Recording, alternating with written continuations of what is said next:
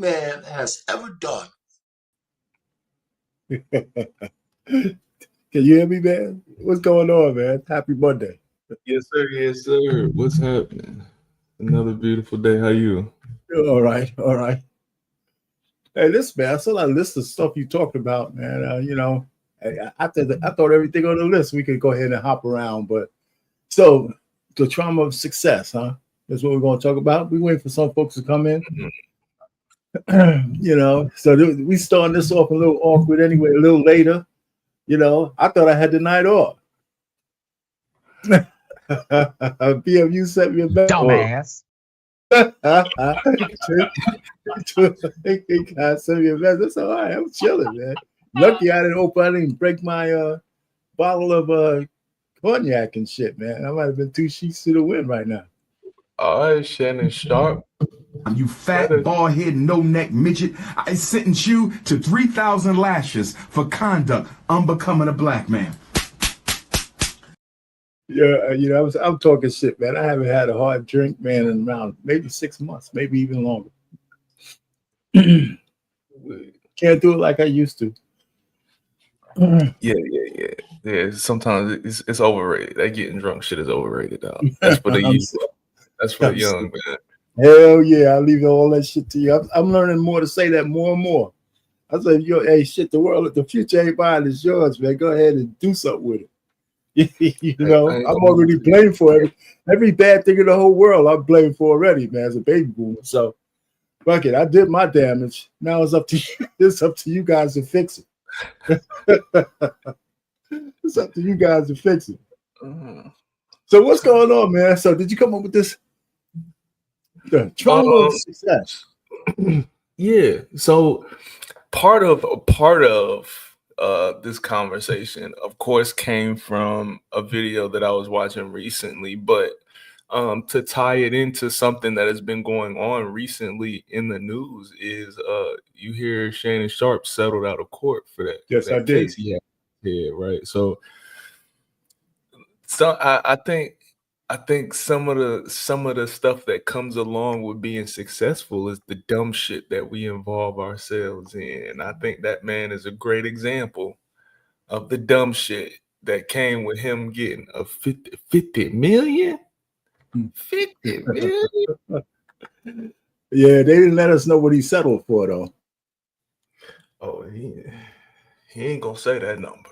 He don't No. want That. Well, we know that it was enough for the chick to quit her OnlyFans. Jesus Lord, yeah. She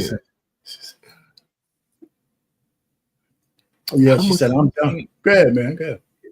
No, people pay a lot of money to hide, like to keep secrets. People pay a lot of money to keep secrets, and that shit, she must know some things. She must have did some things to that man, because that's a lot of money. Well, the point really is that whether he committed a crime or not, it's just the embarrassment of having all that shit disclosed. You know what I'm saying? It's just the embarrassment of having to get up on the stand and let all the salacious details. He said, man, I wanted her to call me Big Nigga Buck, and all that kind of shit, Come here, come on, you Big Nigga Buck, man, I need you. He just doing, his embarrassment. I don't think he'll ever be back on ESPN. I think that job is gone. You know why? Here's my theory. Molly Qerim will never want to work with him again. Molly Qerim will have a lot of trouble with him. She might not say it publicly. She'll have a lot of trouble with him being back. She probably. If you think about her positions over the years, I'm not so sure I'm hating on her for that too. Because the truth of the matter is, he's an idiot. I think it would be a matter of what he's willing to do, because look, man, the football season come back. Everybody love football. They're gonna forget all about this by the time football come back. Most of the fans get all about it. Remember now, he's sitting shoulder to shoulder with Molly. She ain't gonna forget him. Yeah, but him on First Take, I can see that. Him on First Take, that's probably over with, right? Yeah, that's what I'm talking about. First take. That's what I'm talking about. First take. Maybe some other capacity. You're right, because he is a Hall of Famer and all that stuff. But sitting next to her and them trying to avoid the elephant in the room and not talking about it, it may fade into the sunset, but that's not how women operate, right? They don't forget shit, especially when they advocate for, a man is guilty but until proven innocent. And she's definitely one of those kind of women. But that's just one example. But the trauma of success is, I guess, adjacent cousin to the fact that some people and some men have a fear of success and they self-sabotage. So we're talking about self-sabotage. How many opportunities or how many times have we seen men on their way and all of a sudden they do the dumbest shit in the whole world? Not just like sexually, but just dumb shit. Get caught up with, they can't let go of a cousin or somebody from the old block,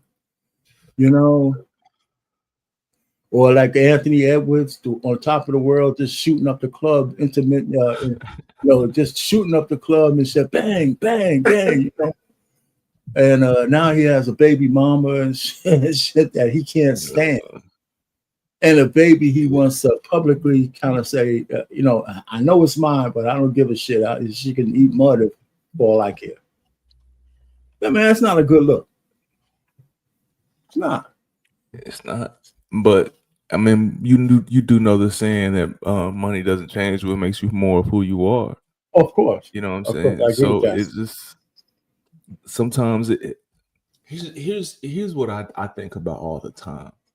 I need to find out what is the income level, like what is that income level that's what that threshold before you compromise yourself. It seems like, I mean, how can I say that makes sense? Of course, everybody has a different number, the bullshit they would be willing to do, everybody has a different number.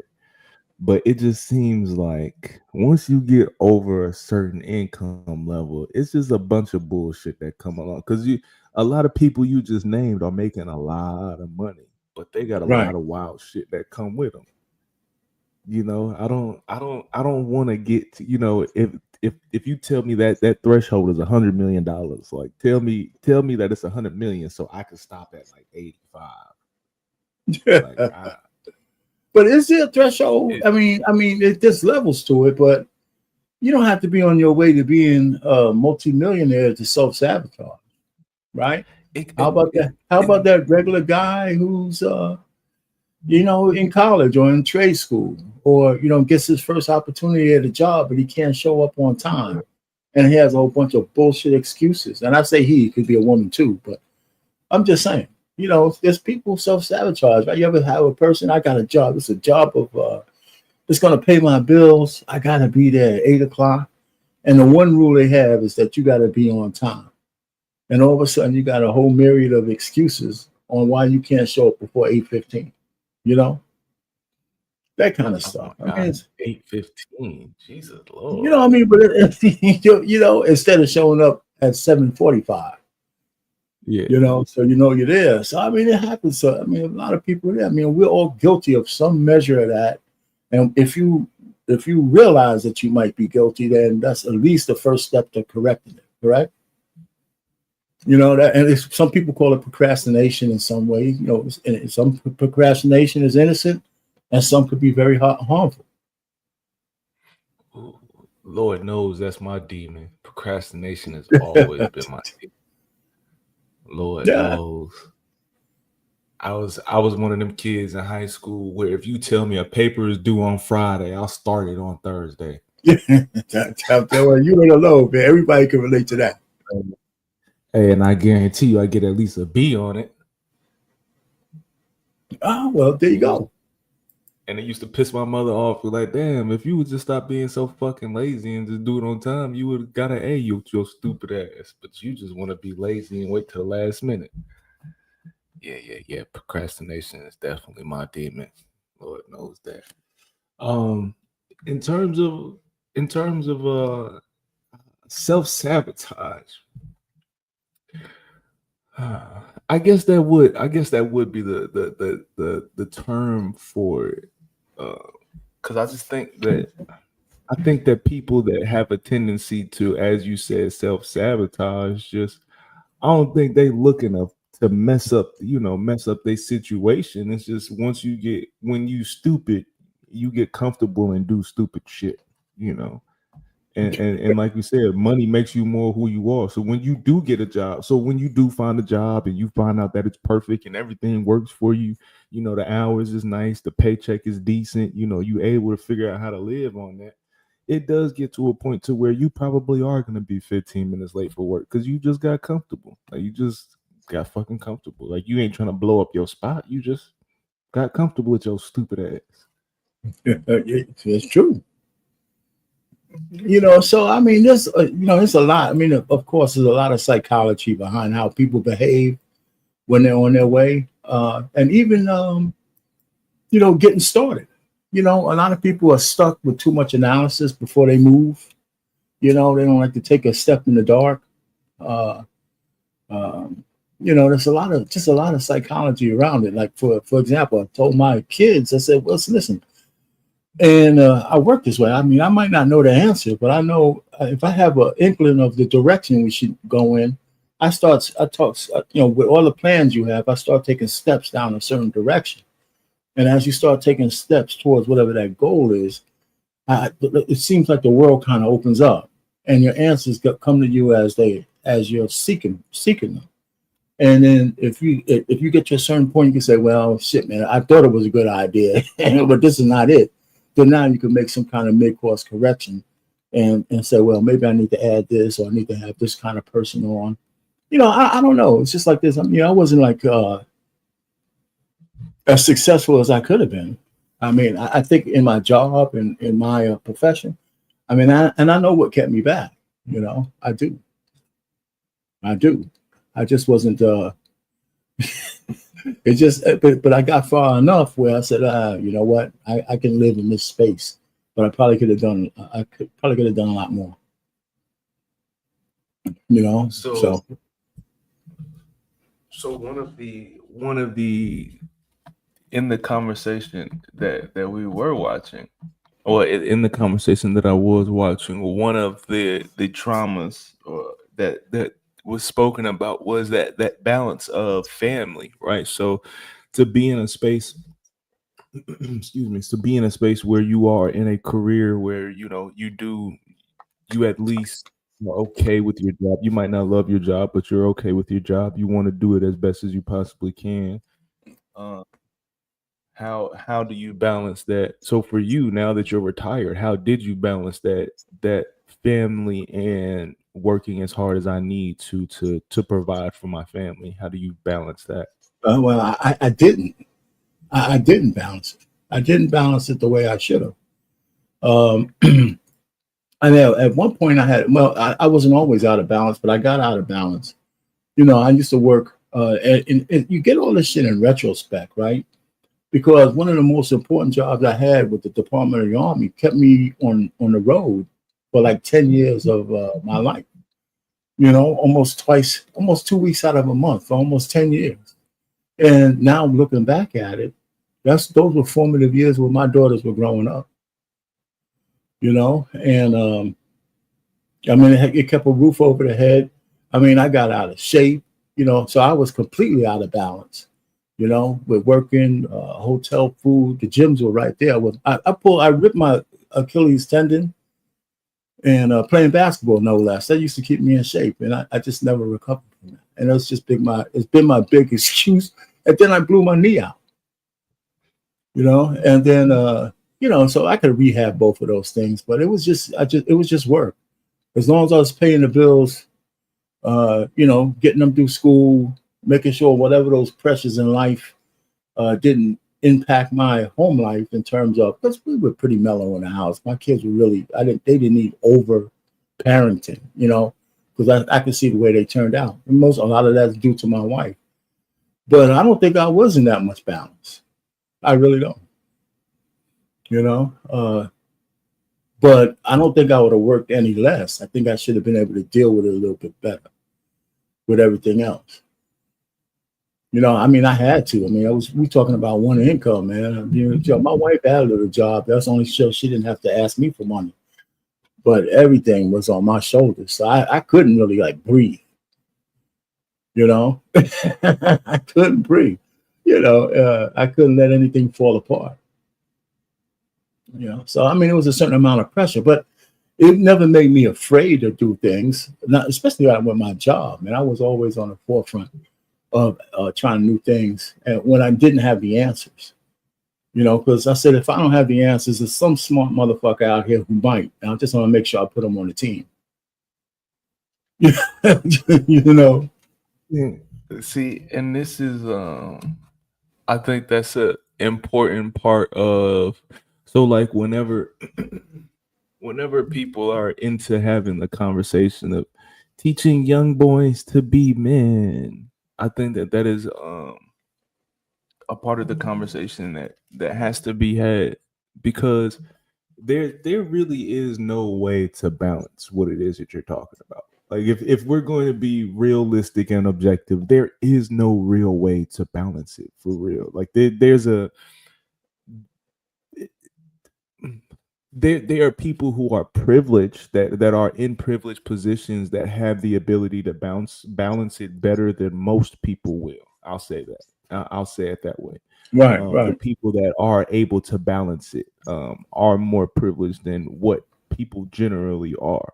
You know what I'm saying? To be a single income, right? So to be the man of the house, to be the single income, and to be responsible for providing and taking care of everything that needs to be taken care of your household, that requires taking your ass to work.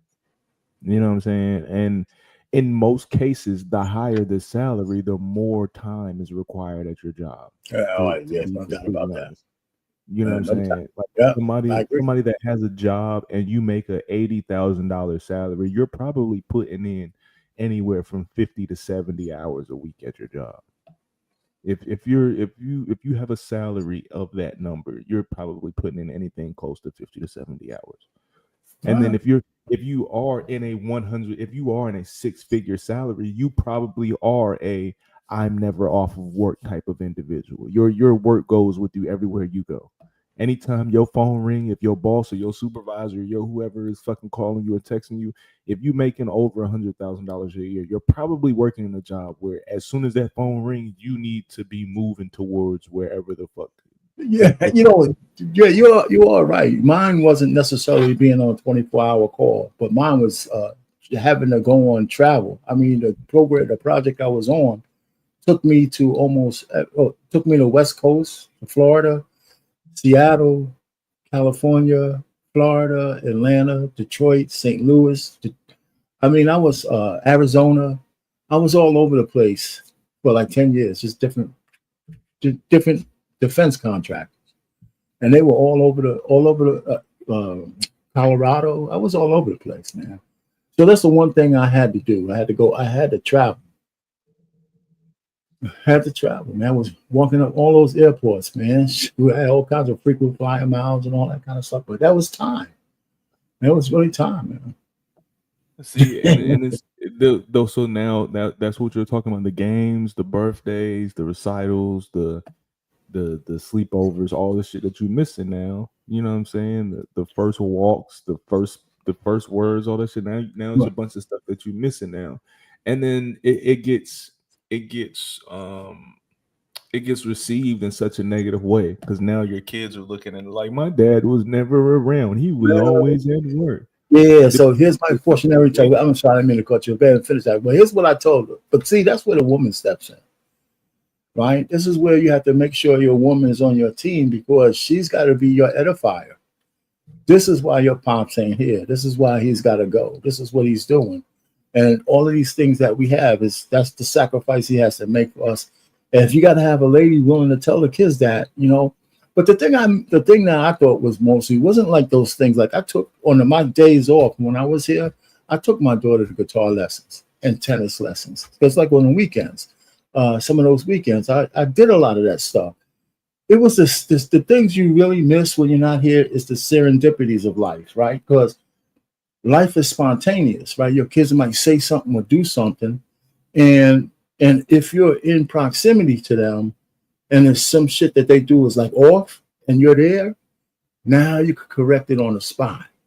And when you're out, those little serendipities you don't get because you ain't there. They might say something that you miss, that if I was there, I would say, don't speak like that. Don't be dismissive to your mother. Don't make that kind of decision in this kind of situation. And you catch some of those things, though, because I've done that.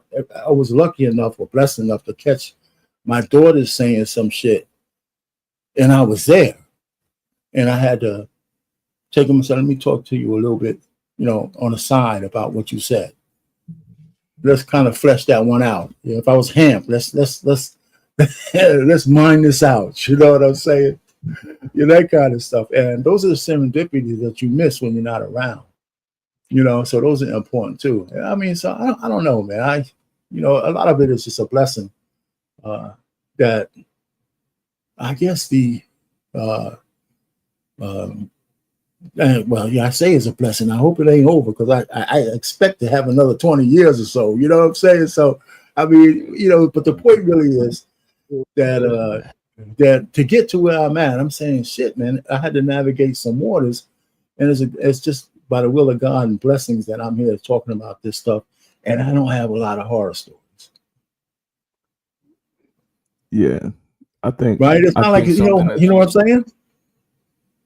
No, I think something that you said was definitely important. There was picking the right woman. You know what I'm saying? Because excuse me, because that the ability to get a phone call, know that your job is going to send you away, right? And when you do pick the right woman, being able to call her and say, "Hey, look, this is what's about to happen. Woo, this, that, the other," and her being able to hold it down, and like you said, being able to step in and say, "Hey, well, hey, you're not about to say that about your father. The only reason he's not here is because he's taking care of," you know what I'm saying? Rather than, yeah, your daddy surely he really ain't been around here. Yeah, that kind of shit. Yeah.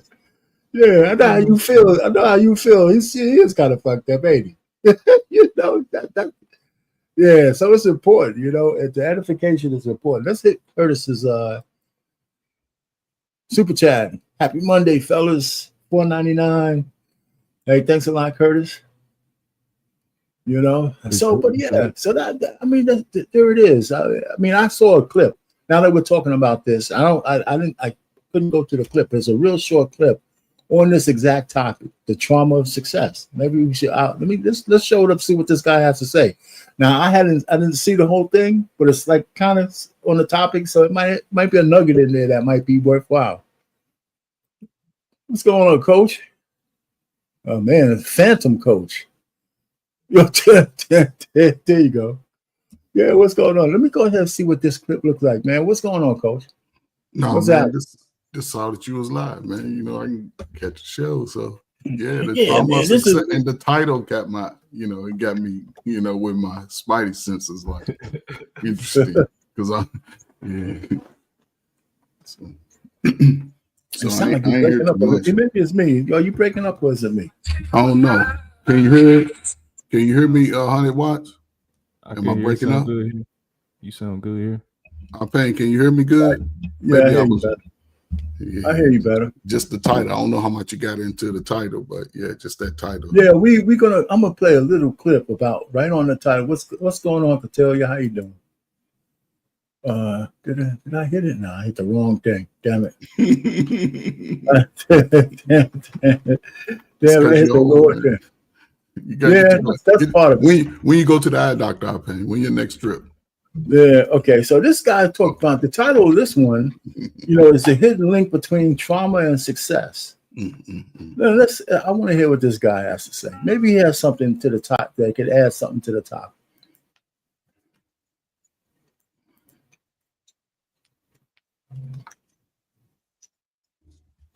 The things that you come to appreciate in life, the actual values that you hold dear, whether it's loyalty, whether it's family, whether it's independence, I don't care what it is, it's born out of this intersection of your experience and the trauma or the pain that sort of created it. My pain was basically this. My childhood consisted of these two frequently heard words, and sometimes they were put different ways, but it was essentially you can't learn, you can't be an artist. And so what I want you to recognize is that it is no surprise that the boy who was told he can't learn, the boy that was told you should quit art, he became both an artist and an educator. We would look at that and go, that is incredibly ironic. But from a psychological standpoint, it actually makes perfect sense. It makes perfect sense that I would fight back against the things that were painful to me. And then once I get through those, they kind of shape the core values that I have. Your core value. I think that was the end of it. Kind of makes sense there, right? I mean, you hit on a couple of points there, and we didn't talk about that. Your upbringing and the kind of things that you hear kind of could shape how your success in life as well. You know, so no, go ahead, Coach. What do you think? Yeah, he's shaking. Reason why I give it. Okay, so I look at. He didn't take it into the crack era. No, I compartmentalize stuff like that, right? Because I equate my own life. You know what I'm saying? My father was a hard worker. My mother was a hard worker. They never really said, Calvin, go do. I just did stuff. I used to sign myself up in stuff in the neighborhood and come back and tell my mother. And sometimes I have a trophy or a ribbon, you know what I'm saying? So, but then even with my son, I did so much as a kid. And it wasn't no adults around saying go do, not like today. And a lot of adults don't get their children involved in activities to build confidence. Because as we get older, you know, life starts slapping us around. And a lot of people they equate their success to money.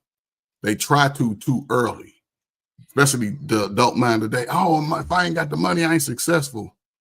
But what about your building process? See that with the building, are you getting the tools are paying? Are they going to get the certifications and the skills that when they get to a space in life where they don't have to chase the money, will they be able to show their success? Because we like to see, for us, we like to see somebody's success in their face, but then they'll try to shame you while you in showing them success. So it's a thin line with us, but I guess when you're young, and I don't know if a parent would tell you would not encourage you to do something. Not just a parent, though, right? But a lot of people can't handle it from peers. Your peers. That's what I'm saying. So it's not just a parent who might say something stupid. What about? Yeah, but your peers are your peers. I mean, that's where I understood. And this is why I see young people struggle, man. They own their peers' opinions too much.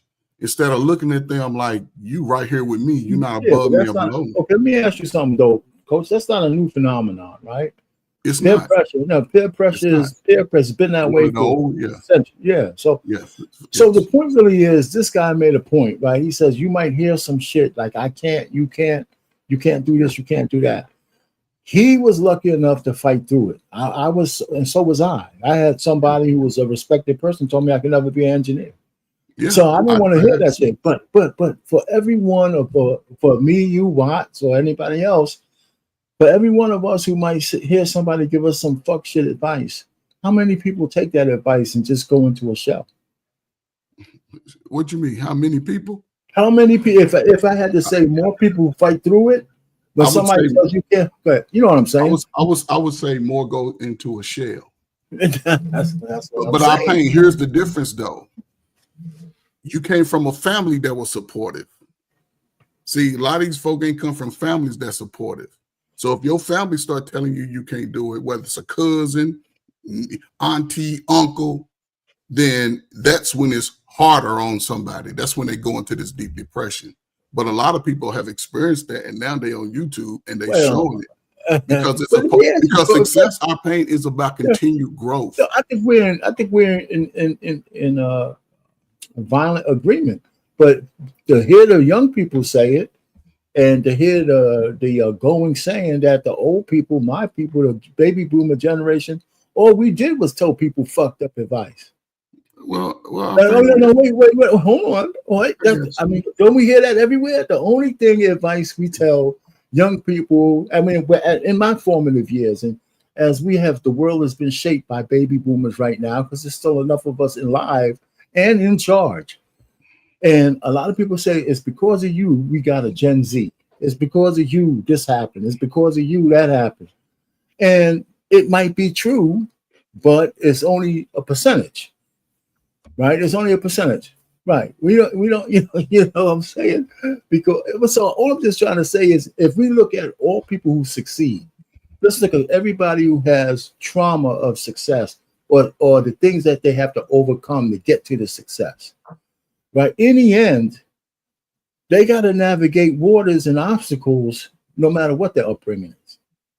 Yeah, for sure. You're 100,000%. But and this, listen, what I've always told young men is this: you don't measure your success with the people around you. You have to look at the world to measure your success. And that's where a lot of people get caught up in. They're looking at their immediate surroundings and said, oh, this is life is going to be messed up. And everybody in there, this is life is going to be messed up. But you can't measure I don't compare my life to a woman at all. I compare my life to men of the world. Right. White man, Asian man, black man, Indian man, Hispanic man. That's how I've always wanted to compete. You know what I'm saying? Because even if somebody told me I couldn't do it, once I heard people like that, I never let them out of my sight. I don't break bread with them. I was just that type. And I was always able to sort of manage that type of emotional, I guess, subjugation from other people. Because remember, my father was real. He kept it real. See what I'm saying? I mean, you come from a generation that kept it real. They didn't lie to you. They didn't tell you, you know what I'm saying? They made you accountable. Despite other racists telling you can't do nothing. I had a white man tell me I can't do nothing. Yo, okay, whatever. I'll show you. I've only been called ninja. I've only been called nigga by one white person in my entire life, and I was 12 years old, right? I've been called black nigga by more black folk that I can't even count. So I think where brothers get caught up is they look at other people on that level and say it's messed up. No. You have to be the special one to say, people done told me I ain't shit.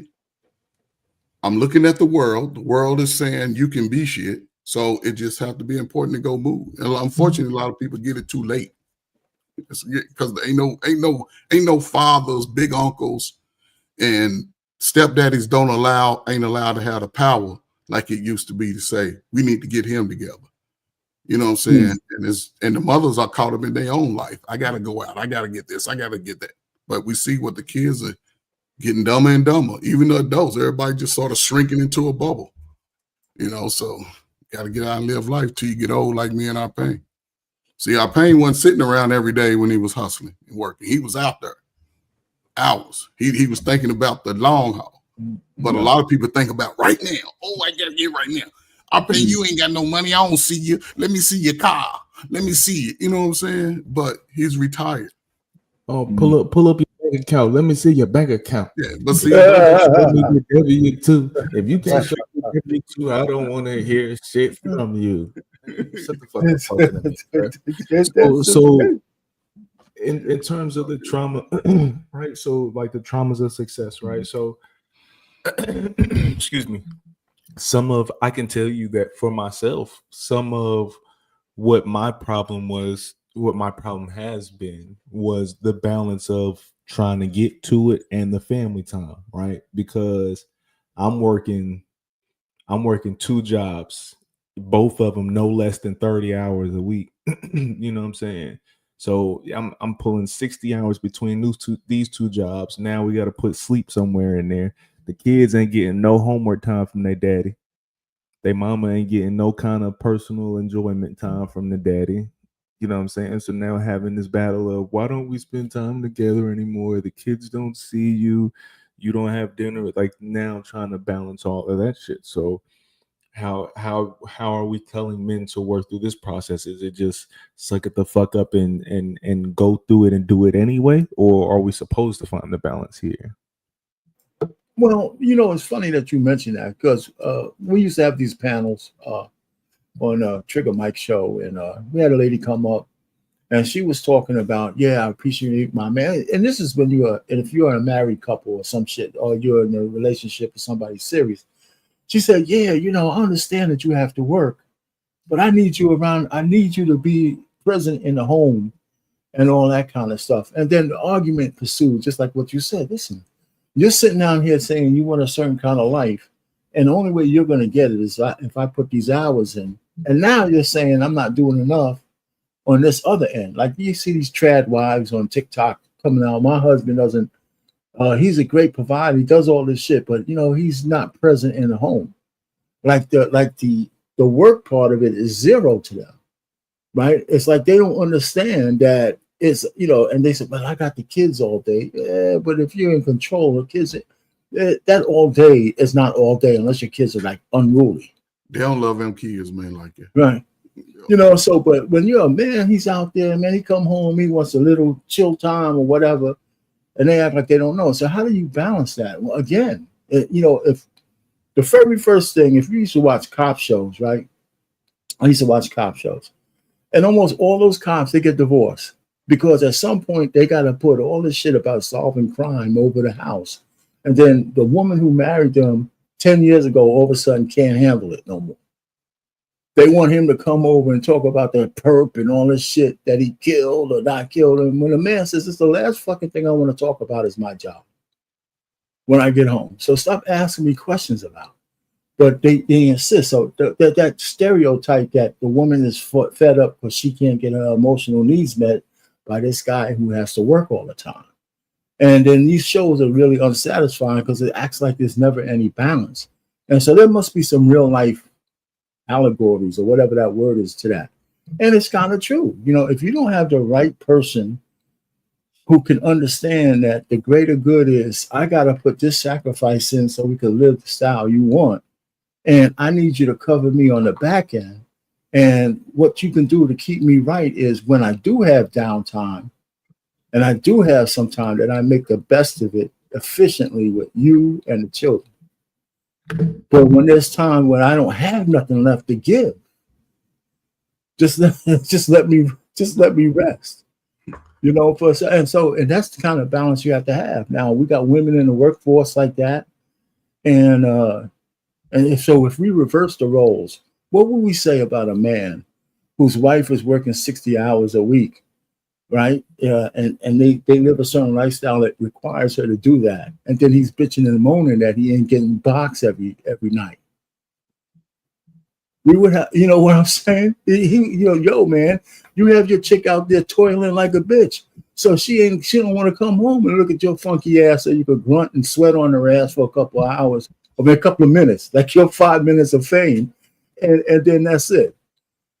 So if you reverse it, you could kind of see, so you could really have to have a balance with your spouse or your wife or your husband on how you're going to run shit. Because, melding two people and kids, you really got to be on point. So Arpain, what is the solution in the balance? Because you say balance. What can couples do to sort of alleviate those issues? Because okay. Yeah, I would say you have to learn how to live in and out of balance. But what does that mean, Arpain? Well, it means that every so often things may be a little chaotic, but if it's part of the plan, those rough periods are not going to last forever, right? And if you could measure them, like for example, if I have a project or a program that keeps me out of town for like a year or so, well, here's where we have to do. I mean, not all continuously. I'll come home, right, back and forth, but you still got to go. The conversation has to be that over this period of time, I might be out of town twice a month for the next couple of years in order for us to get something done, right? However it is, pay off the house, do this and that. So I'm gonna need you to hold down. I understood that as right. Good. Oh, you froze up? Oh man, I don't know if you froze. I think you froze up a little bit there. 101. Yeah. Because see, Arpain, no, go ahead, man. I mean, see the fact that you've actually put in the years, right? And it's a lot of people who, I guess, don't understand the mindset of what it takes, right? They don't understand that. And this is where we are right now, because it's important to have conversations throughout the process. And it just shows, listen, man, it just shows in the attention of mothers today. Because a lot of their attention is on them, our pain. A lot of these young kids, they can be getting homeschooled and be very smart, but a lot of them don't really get the attention. And they're just allowed to pretty much just roam the house free like little pets. They don't have nap times. They don't have structured eating places. Well, yeah, that's a woman's part. That's part of the. But that's what. Yeah, but that's when it comes down to the husband. Hey, you need to do more after you get off work and come in the house. I think that's if he allows that. I mean, that's if he allows it. I mean, okay, but he's allowing it. Okay, it's being allowed, our pain. That's what I'm saying. No, well, we can't. I know, but we're talking about what we can solve, right? Right. How can a man fix it though? How can it be fixed? Just like what we're saying, you can't allow it. I mean, a man who just got to stand on a fucking square, pick the right woman, and then when she does some fuck shit, you got to be willing to say something. Right. So he should always confront that situation head on. Yes. Okay. That's what I'm saying. That's what I need to know. Yes. I mean, the answer is yes. And that's therein lies the rub, right? Because a lot of men don't do that. Okay, well, bro. A lot of men, and how do we fix that? Make sure they don't take no fucking advice from Barack Obama and refer to some homosexual to tell them how to handle a woman. You know what I'm saying? Don't do that. They don't need one of those kind of guys. What's going on, Trey? Man. Okay, you know what, man? I told my wife cover her ears because he's getting ready to go in on the married women. Go get it. No, you can't.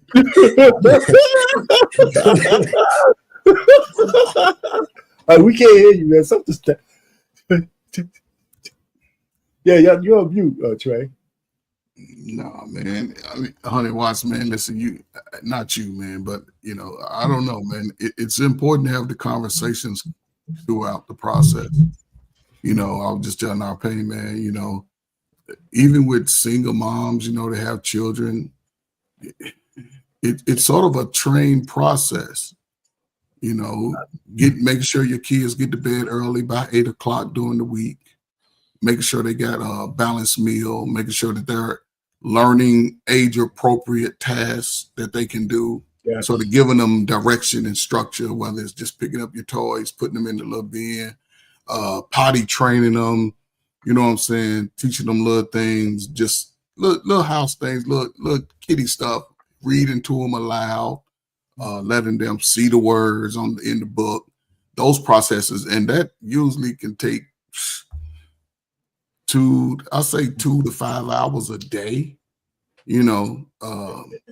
but a lot of people are caught up in their own little nuances of life, and the kids sometimes don't get the attention. And then when the kids want attention, if I'm trying to do something, then it seems like, they're getting on my nerves now. I come home, here are the kids, but if there was a structured pattern, it would balance itself out, and everybody. Well, right. Let me put this to you, right? I think that people who have kids, I think your default value is to understand that they are going to take up some of your time. And it's not going to all be it could be as structured as it is. But watch, you live with your honey, I think, right? Yeah. Okay. But Trey's like a single dad and shit. How is that? How is the rules in your household when your daughter's with you? I mean, how is it structured? It's structured, right? You got some kind of method to the madness. Oh man, we can't hear you, man. Shit. I'm gonna come back in. Yeah, we heard you. Yeah, we just heard you. It's just a delay. Yeah, it was just a delay. Oh, okay. Well, look, there absolutely is structure. There's actually more structure in my house than probably at her mother's house. And that's for both my kids. Even for my son. My son stayed with me during COVID, and he talked about how strict it was at my house during COVID, because he had to wake up and he had to make his bed, and he had to You know what I mean? Yeah, he had we had rules, you know what I mean? And I'm a military guy, so we know the first thing we do is we make our bed up, right? We were trained that way. So I taught him that way. I taught my daughter that. So yeah, we have structure here. There's a bedtime. There was a time where you could be on your devices, and there was a time he had to read books. He had to write a book report. I mean, we got rules. You don't get no summers off here. When I was growing up, we had to do book reports. I had goosebumps. I had lines of goosebump books in my, and I had to read them, and I had to do a book report about it. You know what I mean? We had structure. That's just where I come from. That's how I was raised. So yeah, at my house, that's how we get down. And then as he got older, a lot of that structure moved into taking care of a home. So now you're gonna come outside and chop this wood with me. Now you're gonna cut this grass with me, and now you're gonna wash these cars with me. You like riding around in the car, but you're gonna help me wash this car now. You know what I mean? Like, like it moved into the more, how can I say, the manhood type stuff of taking care of a home. Yeah, what's expected of you. But absolutely, there's structure. And I think personally, I read a long time ago in a book, and you guys are older than me, so you guys can tell me what I read was BS or not. But I read in a book a long time ago. My son was probably about 1 or 2, that said that kids that got chores were actually better as they got older. Like they were human beings as they got older, because there was that structure. Don't be afraid to give your kids chores and give them a lot of chores. And I remember growing up, guys, I was washing my clothes at 8 years old. At 8 years old, I was outside out back hanging them on the little, we didn't have a dryer, so we had to hang out that hang them up. And so I wonder if my discipline came from, I can tell people all the time, I was in the military long before I was actually in the military. The military just fine-tuned what you already knew. That's all it did. What I already knew. Exactly. But exactly. Those are the answers. You're giving the answers. See, if anybody out in the audience, that's really the answer. And that's probably one of the answers, that men are much better at structure when they're under that kind of pressure than women. I believe that if things were reversed and we had single fathers with kids, and I hate it's done crazy to have to be this way, who were in charge of the sole breadwinners, not breadwinners, the sole caregivers, the main caregivers for kids, we wouldn't have these fucking roving gangs down in Midtown, doing fuck shit. That shit wouldn't be going on. I paint it's already a factor. It's already been studied that children growing up with a father, they do just as good as 2-parent home, if not better. A father with some structure. Most of those kids. But that's the answer. Huh? Go ahead. Well, and which is why these court systems need to go to a default 50-50 custody off rip. Right. We don't need to have a discussion. Y'all don't want to be together? 50-50 immediately. And then you can work out an agreement from there if it needs to be tweaked based on schedules. But what we do is we take the kid and we automatically put him with the mom. And to me, that signals, especially if it's a boy, like that signals like we're handicapping that child immediately. Courts know that. Courts know that. And we know that that's by design. See, now we understand that that's really by design to keep chaos in the chaos. Just give them to the women, let them, and it's just chaos. It's not that they're not good mothers, but they ain't the essential ingredient that boys and girls need. A woman can't provide. Why you think they always for the most part, they'll let the white boy go with the father, be interactive with the father? As soon as that process happens, they default give it to the mother, and you have to fight for your right to see your child. You're going to spend some money and waste a lot of time. It sort of keeps you from really, if you're a guy that's working a warehouse job, a job you got to clock in hours, it sort of limits your ability to fight for your child, because you have to go to work, you have to clock in, you got to pay bills. So and that's what the courts do. But I can say this has been my thought for a remedy. If now the YouTube is here, if brothers in every little state, region, area can sort of come together in a sense and show up at those courts and say, hey, we need those laws changed, I think it'll draw a lot of attention for a lot of young people, a lot of people on child support. it could really change your life, because I think it'll help young brothers be more aware. Because I tell my son, if he has a child out of wedlock, he might struggle for most of his young adult life.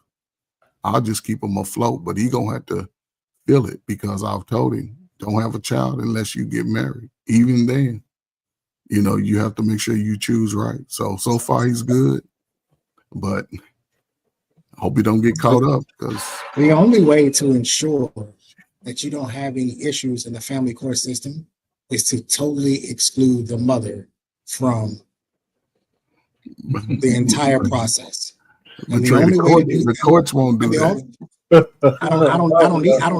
don't need the courts. Well, I'm inside and it's cold. It's cold in here. I'm inside. I'm not outside. Come on, Big Ant. Leave me alone, Big Ant. Leave me alone. No, the point I'm trying to make is the only way to actually defeat that is to get rid of the woman altogether. And the only way to do that is to have a surrogate. That's it. That's the only option you really have. Yeah, have kids like Michael Jackson. Yeah, if you're not willing to fork over 60 to 100,000 per child, you're stuck. You're stuck, or adopt. Adopting, you can adopt. You know how crazy that sounds. No, that sounds good, man. This sounds 100 watts. That's the problem. That's the problem. We keep telling men that sounds crazy. Well, let me tell you what else sounds crazy. Standing in front of a white man who's in his 70s, trying to explain to him why it's okay for you to see your kid. That's crazy too. And he gonna take your money. Thank you. We want all that. But this is what I'm saying. Human beings are creating these ways to justify not being around other human beings. There are women that are justifying, I don't need a man. All I need to do is freeze my eggs and fertilize the egg, and I can have this baby by myself. Now there's going to be a bunch of men talking about, I don't need a fucking woman. I can just go find a surrogate to just carry my baby for 9 months, and then I can do this by my... Humans are creating excuses to not be around other human beings instead of people trying to figure out how to get their shit together to be better around other human beings. They would just say, you know what, fuck it, I'm gonna find a surrogate to have this baby. And with the way AI going, we about to have AI girlfriends in the next 2-3 years. We about to have robot girlfriends in the next 2-3 years. So now you just buy you a robot to take care of the baby while you at work, and you don't never have to interact with another human being again, bro. Like, this shit is getting disgusting. Well, okay, you use the word the parties leaving out though is the state's involvement. That's right. Yeah. You want two people to get together, but you keep leaving out that the state and the leverage is in her hands. So you want men to go be with a woman, but we're forgetting that if she don't want to do this no more, she has all the backings and the powers of that state. All I'm simply saying is, I didn't say you didn't have to be with a woman. I said if you want to have a child, you could still be with a woman and have a surrogate. You could do both. Yep. You can come in with a child from the surrogate, and it gives you full autonomy for everything. It does. It gives you full autonomy. She don't look. And look, until a surrogate. She ain't got no rights. Now here's the trick bag. Listen, let's just say you want a child. I understand. Me and Trey don't agree a lot, but I tell you, listen, I know. Yeah, you go ahead. Listen, these chicks out here moving reckless. They'll do it for 10,000. They'll do it for 10 bands and write the whole thing off. And then they'll see you go raise that strong son, because we ain't gonna let them be out here on some dumb stuff, YouTube stuff. You're like, no, you're gonna be engaged and active. And then I think over time, by the time he's about 12, 14, it'll be two bachelor pads. It'll be like a bachelor pad, because he's self-sufficient. He's doing good in school. He's cooking meals. I know Trey gonna have him folding clothes and shit. So he's gonna be folding clothes, and he gonna be chilling. Even if you got a daughter, you could be like, you'll never dress like that. You ain't dating. Somebody got to fold them clothes. I ain't folding them. That's what I'm saying. They do their chores. Do their chores. Learn how to cook. Learn a whole bunch of new skills. Be smart in school. Learn some math. Read all that good shit. So let's go back to this. So this the watch is coming from. I understand what he's saying. Okay. I'm simply saying if you don't want to deal with that, and I don't know if you guys ever been to the family court system. I have. That shit is brutal. It's brutal, bruh. And that's even with a lawyer. I had a lawyer. It's brutal. It is brutal, and I'm trying to tell you, it will make you think everything.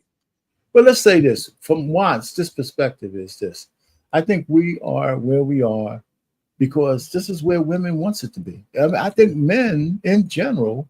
I think if we had to do like a numbers game, I think more men would be satisfied to find a woman to settle down with to have kids. As much as men want to be cock hounds, if they could find a loyal woman to hang out with and grow with and get comfortable with, I think they do it. But it's just not a good business deal because the women have, one, priced themselves out of the market, and two, they don't want to be married. They just want to be happy. So in order to find a woman who hasn't just slutted herself out to these days, or because they get older, they're getting married older, right? So the older you get, the more experience you have, and not just forget about the sex part, the more set in your ways you are. So if you get married at 30 to 35, 40 years old, there's hardly any way to mold a family unit because the man is older, you're older, and now it's just harder to get together. Now, if you want kids, you got to do it a little younger. But almost getting married in the 20s is almost a thing of the past, right? Because the man don't have the money that the women are asking for, right? And because they're looking for, in the black community, they're looking for guys in the finish line. Now we got a 30% marriage rate, 30%. If you listen to the women talk, I say I listen to social media, and if you hear women talk and you see the way they vote, right, a lot of them are not really marriageable for a guy who wants to be traditional, right? I mean, and traditional doesn't mean that you have to pay all the bills. I swear to God, man. And when I was younger, all my uncles and aunts and the silent generation, the baby boomers, everybody was working. There was none of you think in my family we had some guys who had money where their wives could just stay home and chill. Fucking chicks were out working their asses off just like their husbands were. They worked. Everybody worked. So everybody acts like today is some new phenomenon when the economy is out of control, that the average guy is going to be able to take care of a household where the woman don't have to work. It's the most ridiculous con job I ever heard. Yeah, but social media. Yeah, so it's all bullshit. So the only thing that changes, and even back then, it's not like the guys came home and they didn't do shit at home, right? They had a certain set of stuff that they had to do, but we did have roles, right? Yeah. The moms cook and all that kind of shit. You had to take care of the kids, especially in their formative years. The notion of a house husband was like almost non-existent. I think it's up to like 10-15% now. Yeah, house husband. But man, listen, my mother had 7 children, man. My father didn't participate in nothing about being a baby.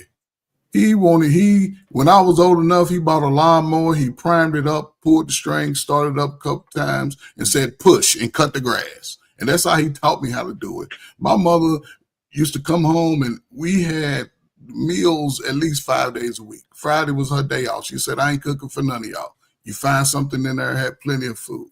Everybody played a role. All my brothers and sisters been working since age 14. I was the only one who couldn't get a job, a summer job. So I learned how to cut hair. And learn how to cut hair. I kept $40 in my pocket ever since I was 14. That was it. That's my limit. You hear me say $40. If I got $40, I can make the world spin. But again, it's the mindset of people. Honey Watts, I get you. Yes, people want that because you speaking from a man logical. Man, we got to be together. But we can't dictate how the women are moving and how the women are pushing the message to the younger women. Stay away from these niggas. That's what they saying to y'all. Do you think all those things that you were talking about that you and your brothers and sisters had to learn, do you think those are things that your parents taught you because they were trying to keep you from being poor? Or like let me rephrase the question. do you think those are things that your parents put inside of you because of how you came up? Because it seems as though people that do become successful, their children don't get taught certain things. I'm guessing because they don't, like, I'm trying to figure out where the disconnect comes from, where people that do grow up in the hood or in poverty or whatever the case may be, they do teach their children the value of getting a summer job, making your own money, shit like that. But for some reason, the parents that do have the money, for some reason, those lessons aren't being brought on by the kids. It seems to be this thing where society says that kids that come from wealth and to do well aren't self-sufficient the same way that children that come from less are. Like, maybe I'm not asking the question the right way. It don't make sense. I hear you, but that's that. I don't know how true that is. Depends on the parents, even if they're rich. I'll give you an example, and I know people ain't gonna like this, but I think Donald Trump has raised some pretty hungry children. I think his kids are, I mean, with the silver tooth that they're in, and these guys don't look spoiled at all, as opposed to Biden as one that can't get out of his own way. Right? You know what I'm saying? So, I mean, so it just depends on the people. Yeah, because you can use Joe Jackson. Yeah, we all need a Joe Jackson around here right now. Oh, yeah, but Jackson 5. You know what I'm saying? But hold on. Joe Jackson was OD. He was OD. He was OD. Hold up, but they put him at the forefront of a bad father, but all his kids been millionaires since they was teenagers. So, hey, he could have whooped me and made me $100 million. But the point I'm trying to make with that is that hold on. Let's not leave out though that Michael Jackson had mental health issues, and that he did. Hold on. He did have mental. Hold up. He did have his son's married to the same woman. But he had mental health. They wasn't jacked up. His kids was jacked up, bro. What I'm saying LaToya is, and changed her entire face. She never had a baby out of wedlock. Never. Not having a child out of wedlock. But in that time, she was. I don't know why y'all do that. Why do you hold up, Trey, man. Ain't nobody doing nothing, man. You give your point of view. I'm giving my point of view. Ain't nobody doing nothing. Mine is different from yours. Joe Jackson's family have been millionaires ever since they was babies. Michael Jackson was running from the man. He was caught up in his head. He was one of the baddest dudes in the music. The premise of the question, though, is the people who are already rich. I know he did what he did, but Joe Jackson doesn't really fit the analogy we were talking about. But because Joe Jackson was labeled as a bad person. No, Joe Jackson. They weren't rich. If a lot of our kids, right? But if a lot of our kids, the question, Coach Ferg, was if a kids come from a really rich family, right? They don't get the information from their parents. No, are they entitled? Do they behave entitled, or do they still try to bring it out of the mud, even though they have rich people? Do they learn? Some do it, some don't. Some do it, some don't. And that was the key. And that's on both sides, even on the poor families. I never heard my family members talk poor. I never heard them make excuses for what we did not have. I don't remember sitting around with my friends talking about, man, we poor. We understood our condition. Everything I did was with teenagers. Wasn't no adult supervision. We was creating stuff on our own based on what we experienced. You know, even growing up in the hood. Hell, my first remembrance of life is in the projects, throwing dirt balls, catching Junie bugs and waltz with a big old pickle jar with lids on. Kids ain't got no hand-eye coordination no more. What I'm saying is this: there's no right or wrong way. As long as your parents talk to you and you talk to them.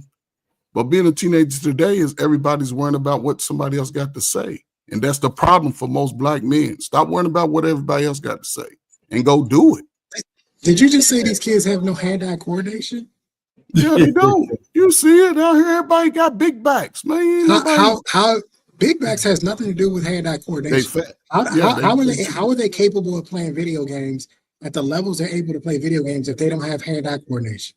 Yeah, but that's like, that's different. They got right here. This right here is how they're doing surgery now, sir. They're doing surgery like this now. That's entry level That's You gotta get outside and get some of that vitamin D.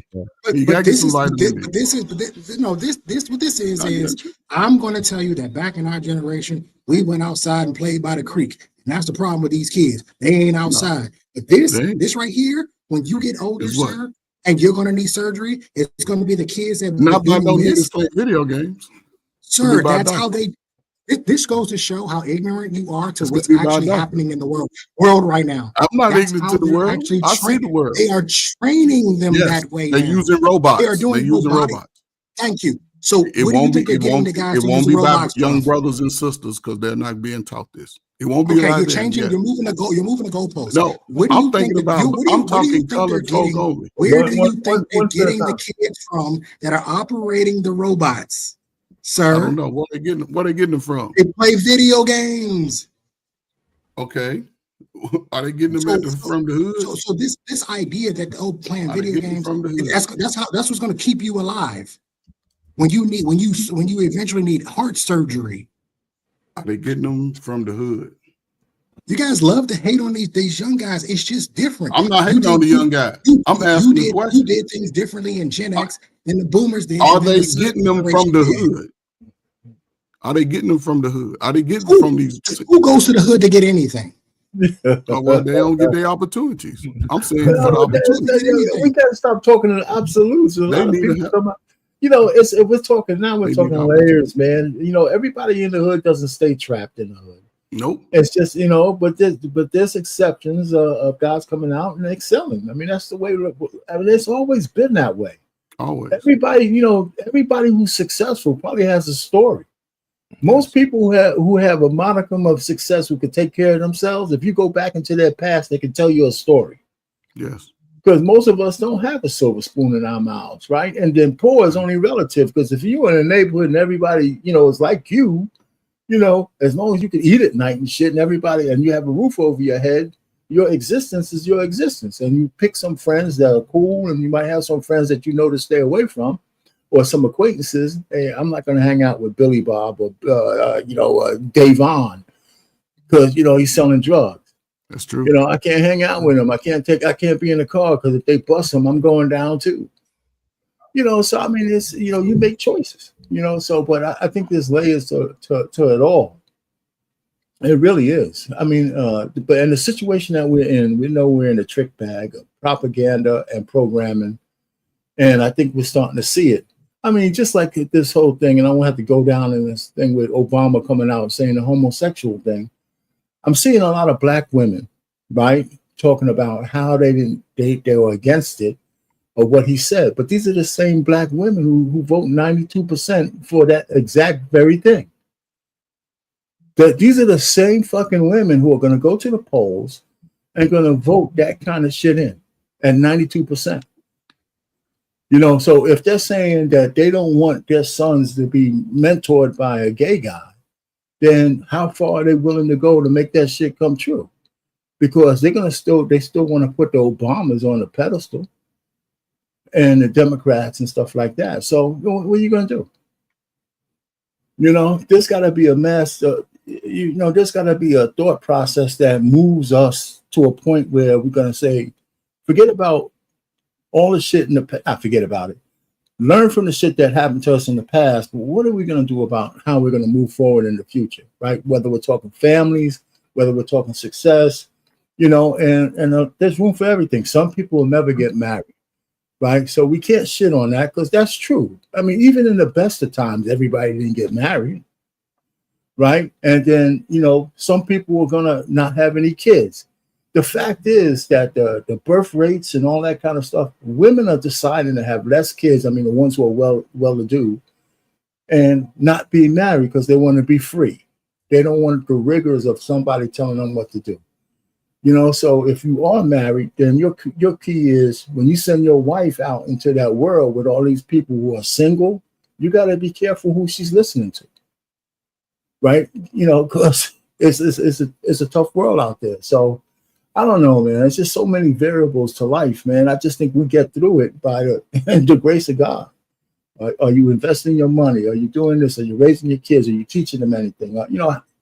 I don't know, man. It's just so many. We got so many. We had a list of things we could talk about today that 100 put out there. I mean, this whole thing about success and trauma, how to get successful if you have a lot of trauma. I'm looking at some videos and I'm kind of bouncing around, but there's no shortage of topics on how we need to live these days. But I don't know what all the answers are, other than when we do find some answers, we should just say what we think, right? If we're a father, we got to have structure in the house, right? I think that's a message that we should say more often. If you have money, you have to learn the value of it and how to invest it. At least some simple lessons. And, so somebody just, anybody could just jump in. So Trey, we didn't ask you about the topic, right? The trauma of success. In your words, what do you think what that means?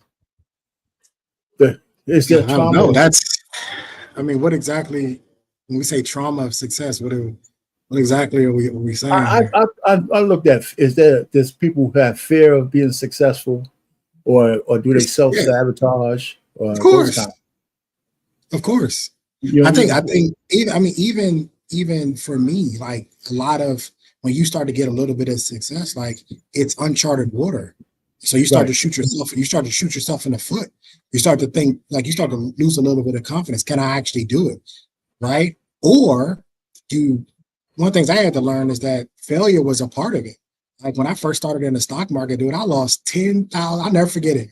I lost $10,132.19. I'll never forget it. And I was like, what the fuck am I doing? Like, what am I doing? Like, why am I here? What am I doing? Obviously, I don't know what I'm doing. And I think what you eventually realize is that failure is a part of it. I wouldn't necessarily call it trauma, but it is a part of the success you have.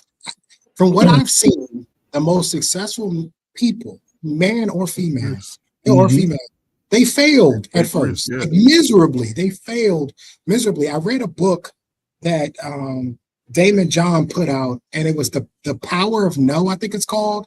I can't remember. It's called The Power of No.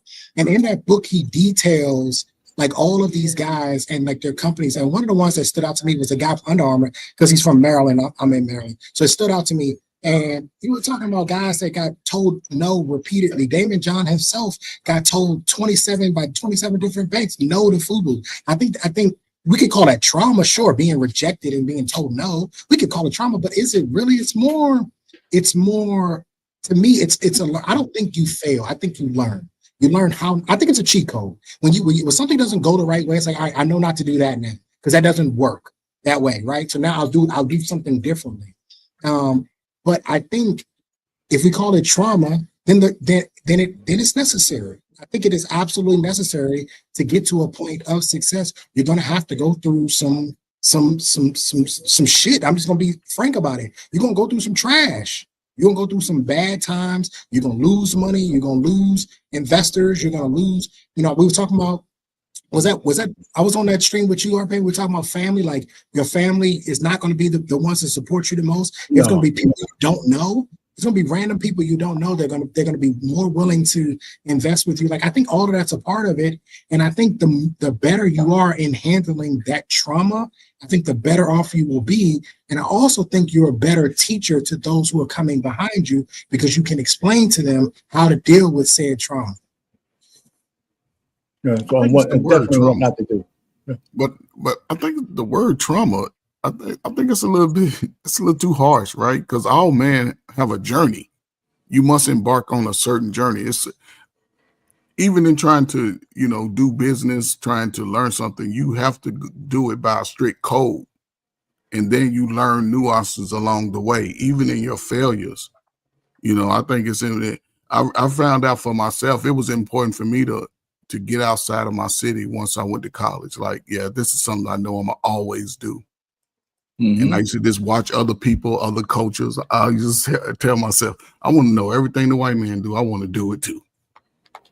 I just had that mindset because I didn't have no fear. And then looking back and going back and forth to my hometown, I'm like, man, just imagine what I would be doing if I would have stayed here.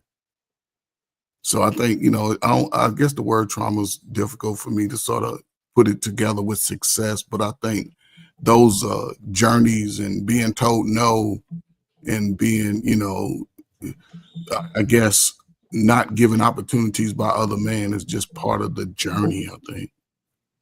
Yeah, I mean, trauma, I mean, we could get hung up on a word, but I mean, failure could be somebody's trauma, but doesn't make you quit or doesn't make you try harder, right? I mean, I remember I was in a meeting with this guy. He ran a company, he was multi-millionaire, and the project was going south and shit, and I'm saying, okay, so we're going to make this mid-course correction. And here I am, like a dog shit, stupid GS13.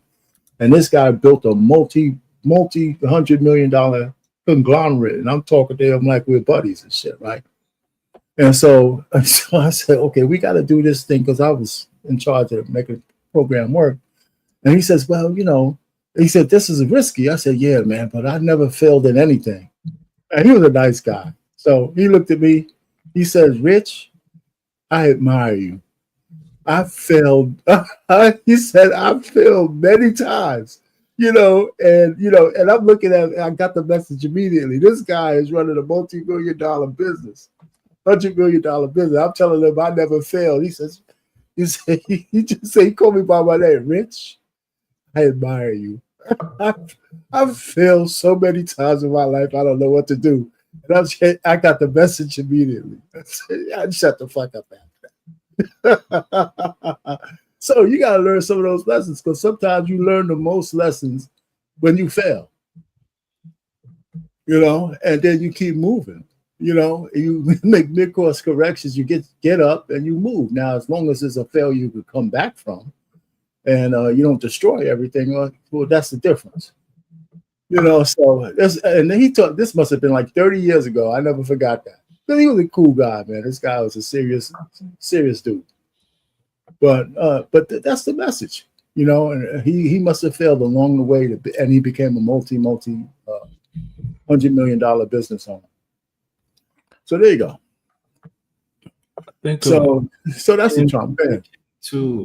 When it came to titling this episode, I kind of wanted to challenge. I think the hyperbole, I think is the right word. I wanted to kind of challenge the hyperbole of like men and success, because listening to all of y'all, it's just like we're basically simplifying it to, hey, some shit gonna happen, suck it the fuck up, it's a part of the journey, you know what I'm saying? And I do think that as men, because of the responsibility that we have, I do understand the approach to it. I do also acknowledge that if we as men were to look through our journey and we were to pull pieces of our journey, if we were to pull that piece, a specific piece of your journey off and was to analyze that particular piece, you would be able to see the trauma in whatever piece is there, right? That would be the overanalyzing part, the getting too deep into it part, right? Because as men, we just suck it up and move on. And I do think that a lot of times because of that, there are lessons that are missed because you're just looking at it as, all right, well, this is just something else I have to get over. I think sometimes we miss some of the avoidance, and we miss some of the red flags that we could have avoided particular situations just because we just have this general overall suck it up, get through it, and we'll figure it out. And I want, like how women have this, we want everything. I want men to be able to enjoy their journey a little bit more than what it appears men are able to do. Like it just, a lot of times when I talk to men, it just seems like your journey is supposed to just be suffering and then you just enjoy it at the end. And I don't really like the thought of having to spend the next 30 years of my life just suffering through some shit to have to enjoy it for whatever time I may have left at the end of it, right? Just based on the thought process of being a man and just suck it the fuck up and get it done. But on that point though, whose fault is really that? I mean, I would say you're right on the right track. I don't think men should look at their life as some kind of burden.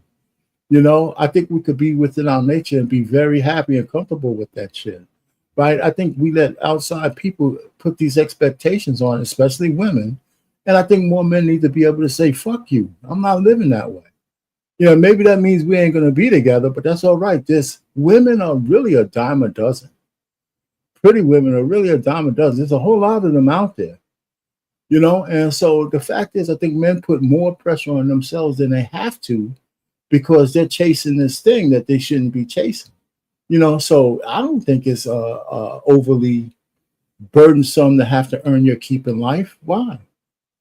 Right? It's just something that we do. It gives us purpose, right? It gives us something to move forward to. It gives us something to look forward to, right? And all that kind of stuff, you know. So you find your niche and you look for your purpose, and there should be some pleasure in that journey, right? And I think the fact that it's not is outside people telling you that you need to toil your way to the top in terms of happiness and shit. I think men measure happiness different than way women do it, right?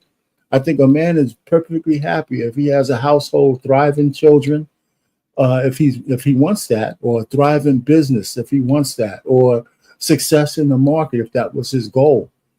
You know, women are just, everything is about, when they're happy, it means how they feel. And regardless if shit is all fucked up around them, if they feel okay, then it's all right. It doesn't matter who they destroy on the way there. I just need to be happy. So we don't look at happiness the same way. I think for men, happiness is satisfaction. At least if I had to put a word to it, you know. So I don't know. So you're right, but I think it's a self-inflicted wound where men think their basic and I want to use the word burdens in life is something that's to make them. And it shouldn't be, maybe burden is not the right word, but as you're earning your keep, you should find things that make you happy, make you feel satisfied that you're on the journey that you want to be on. I think your purpose should be something that fulfills you. And whether that's being married or having kids or building a business or doing whatever the hell you want to do, even getting through a book that took you a year to read. I just think that I think we need to look at our lives differently. I think we need to center it a little bit more about what makes us satisfied in life. And I think we'd be much happier. Our opinion, your message is perfect. But the problem is people on YouTube have already been beat up in life, right? And this is where we've sort of been dysfunctional over the last 40, 50 years. Most of our young men don't get those messages from their fathers when they're young boys, young 12, 13-year-old, you know what I'm saying? When you start having your little wet dreams, you're waking up, you know what I'm saying? You don't went 2 shoe sizes larger. Those messages would be, I think and this is my dream about if it could have went a certain way, if that connection would have always been allowed within our community, most brothers would be outshining the rest of the world. That's what I believe. But we never got those messages across the board. A lot of people came, you know, single moms was on some mess sometime, you know what I'm saying? And a lot of people live through that. And brothers still are trying to find a niche. And that's why I think YouTube is beneficial. I think the benefits of YouTube will reflect 10 years from now. Because the young brothers are taking a different approach to the women. They ain't listening to the Keith Sweat songs. You know, they sort of taking their power back. And it seems a little ugly right now, but I think in the end, those young, that 22, 25, they're going to be able to pick and choose the type of women that they want. But I don't think the women are really taking brothers that serious. But it's a whole new age of young brothers out there. You muted our pain. Now, I hear what you're saying. I see Anissa has a couple of posts up here. I patently don't agree with hardly anything she's saying up there. I think as soon as people are willing and ready to be married, I think the earlier the better. I mean, you should at least finish school. But I think we need to understand that Anissa's point is coming from a line of feminism. Right. Men and women are not the same. Right. Men not necessarily. The women absolutely 20s to get married. Because what we have here now is we have a bunch of 40-plus-year-old women running around talking about They can't find what they're looking for, crying into a camera on TikTok because they waited. They chose their careers first. And then this is the craziest part to me. This is where I get a little aggravated. They got the nerve to tell us that they settled for the man that they chose in their 40s and 50s. You settled for him. So you mean to tell me from 18 to whatever age you are, you couldn't pull the guy that you actually wanted. You couldn't get him. And now you meet a good man, a guy who's actually going to marry you, and you have the nerve to say you settled for him because you chose your career over a family when you should have been doing this in your 20s. Now, I've said this before, men, we have a little bit more leeway, right? Because our bodies biologically work differently than women's. With this idea that you can wait until you're 35 plus, start a family, okay. Well, there's going to be some consequences that come along with that. And one of the consequences is the guy you really, really want, you're more than likely you're probably not going to be able to pull him because he can do better than you at 37. His older age, and all the statistics bear this out. When you look at the projection of a man's salary from when I literally looked up the other day, what was I making as an E4 in 2005? I mean crumbs, bro. I mean crumbs.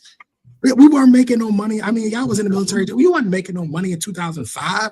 It was crumbs, bro. So I was an E4, and I was stationed in Alaska, so I was getting a little bit more BAH than others because it was expensive up there, right? But it was crumbs.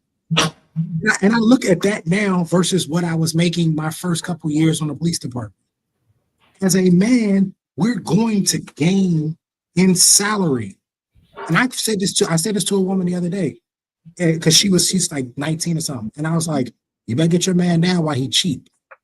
Get him now while he's cheap. Get him now while he ain't got no money and he ain't got no resources, because as he gains resources, his idea of what he wants in a woman is going to grow too. He doesn't have to really put up with you being wider and chubbier than what you actually are. When he gets older and start making money, he can actually say, I want a narrower waistline. I want a younger woman. I want this, I want that, because he's got the money to do so, right? He has the resources to do so. He's built himself up, right? They don't, like men, they don't go backwards as they get richer. That's not how it works. But we have this idea that we want to tell women like, oh no, you got time. I disagree. I don't think you have time. I actually think if you were smart as a woman, you get your husband and your kids all out the way before 22. That way, by the time the youngest is 18, you'll only be 40 and you can go live the rest of your life. Right. So I think that's the perfect situation. You have all your kids by 22. You done had your husband for 18 years. You got everything you need, and you only 40 years old. You want to go back to school? You can go back to school. You want to start a business? You can start a business. You can literally do whatever you want, and you're only 40 years old. You're only 40 years old. Right. But we don't tell women that. My last one will be out at 46. See what I mean? Yeah. See what I mean? And so, I don't have that luxury. I waited until 33 to have mine. So I'll be in my 50s by the time. I was 41 when my youngest daughter was born. I was 41. So I understand. I think one of the things I hate the feminists, not hate, but what the feminist women say, and it's such a lie, that even if you got married at 24, 25, the man and a woman, you're still growing together, yeah, but you can't stop. You got to stop calling these people kids. They're not. They're grown adults. That's one. And they're the most moldable at that age. And if they're both, at least, it doesn't stop you from going back to school if you had to. It doesn't stop you from, excelling in your business just because you're married. This whole notion that anything that you want to do that's creative and move forward that you can't do in a marriage is a lie. You absolutely can, especially if that's part of your plan. And women say this shit all the time. The only thing you can't do when you're married is suck somebody else's Johnson. That's it. You got to be faithful, to the guy that you're with, and he got to be faithful to you. Everything else, y'all can grow together. So this whole notion, even children, you're going to lose your job like that CEO just did. Yeah, I mean, come on. As a matter of fact, it behooves you to be married, as you move up in the ranks, because it shows discipline. Oh, so yeah, what 100 said he got to cut out. So we Look, it's just one of these things where we, especially in the Black community, we don't want to admit that we were lied to. We don't want to admit it. It was a lie, right? Because what we should have been telling Black women, especially Black women, find your husband early, get married, have your kids, get this shit out the way.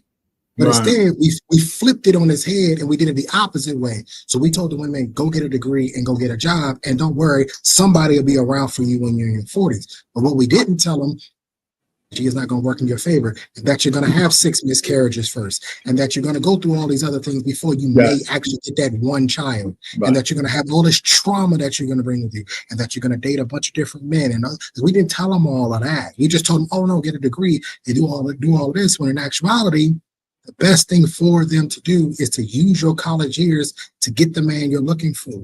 Get him while he's on sale. He cheap right then. Don't wait until he becomes a heart surgeon. Now he's a heart surgeon. He ain't looking at you. He looking at the 23-year-old nurse that he worked with. That's what he's looking at. Well, here's another thing. Nobody told them. The feminists didn't tell them that by the time they want to get married in 35 and 40, that you're almost completely unmarriageable. You're completely, as a woman in America, in the West, you're pretty much almost unmarriageable. The guys who will marry you probably already have their children because they're not looking for you for children. They might like you, they might love you, but you're not really a marriageable type person the older you get. Men who are looking to be married older, well, they're putting themselves in a space, not out of desperation. Women who get into the 40s and 50s and they want a companion or what they call a partner, there's an air of desperation around that. I don't think it's the same for men. So, and look, this was my one beef with Kevin Samuels, and what my one issue. Well, I had some other issues with. There's a few. But one of the issues, my biggest issue with him is he was always trying to get people who were already older to get together. And I'm like, why are you pressing 40-year-olds to get together? It doesn't make any sense. Like, nothing can come from them. We can't help the community by putting two 50-year-olds together. Like that, nothing's gonna come from that. I get it. I get what he's trying to do, but why are we not sending this message down to young guys? Why are we not finding the loves of our lives in high school anymore? Whatever happened to that? Trey, what you mean the birth control pill happened? I mean, you're right, Coach Ferg. Birth control has really destroyed a lot of our community and really hurt us. I mean, we down 20 million soldiers anyway, right? We should have 20 more. There should be 20 more of us. We should have a population in the 70 millions at this point, right? Right.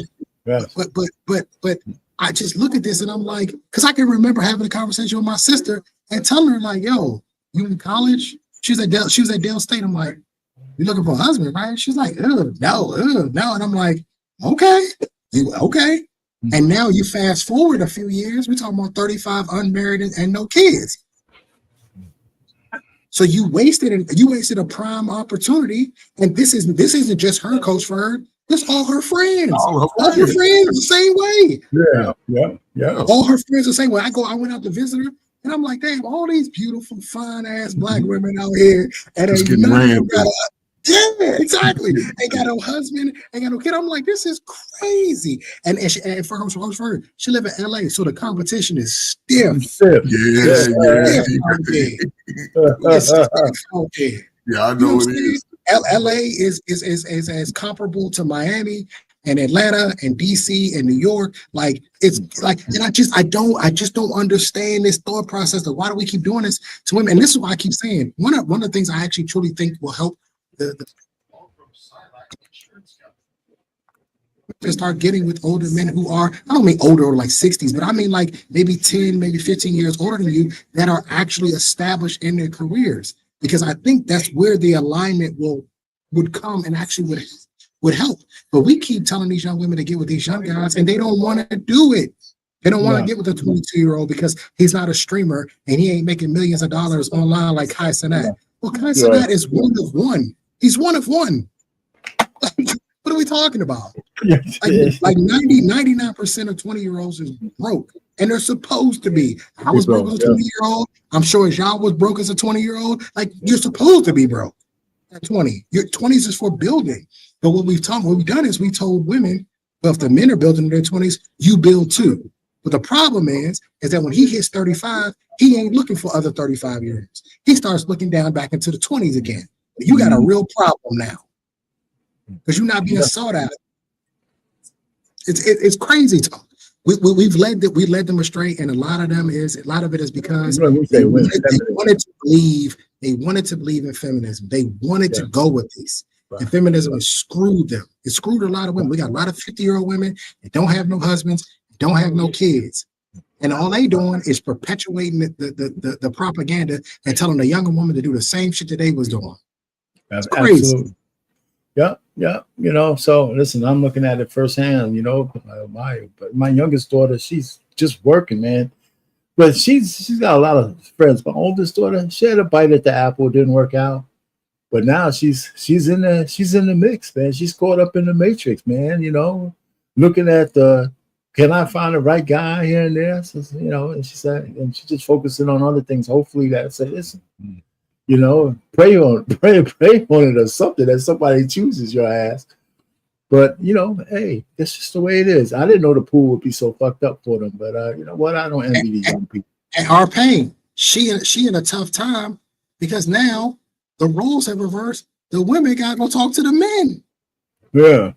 Back in the day, the men came and we were running after them. Yeah, man. Now, men sitting still, they like, shit, I'm not approaching you. I'm not talking about you. The roles are reversed. The men, they ain't moving. They ain't playing keep sweat. They ain't playing keep sweat. They playing, I ain't thinking about you. You little stupid ass. That's what they playing. So I watch a lot of vloggers that are in their 20s. These dudes they not stunting off these women, these girls. They'll put them in their videos to get some content out of it, but like to actually date them, they don't pay them no attention. And you can see these girls are thirsty. They want to talk. They want to and these guys are like, nah, I'm good. Like they are so focused on the clothing brand or their cars or whatever it is that they working on. They're not paying them attention. And I'm like, yo, this is so. If you see what Casanata's doing, man, he might have a girl here and there, but girls are the last thing on his mind. He's trying to build an empire. He's trying to build an empire. He's trying to build a media conglomerate. He's trying to build a media. He ain't thinking nothing about no women, and that's because we had the feminism pushed these young boys away from the girls while they was in high school, and all of this propaganda. And so the guy said, "Well, fuck it then. I'll focus on me." Now look at us. Yeah. Now look at us. And anytime he's ready to go backwards, he's not going to have any problem getting pick of the litter, man. You know, and you think he's going to pick a 30 or 40-year-old? No, I hope not. Listen, when he get 45, he might go and choose one because he'll be good then. No, because he wants children. But that's the benefit of YouTube for men, though. That's the benefit of social media for men because now men see men from coast to coast, and we see that sometimes we got to hold ourselves accountable looking at other men.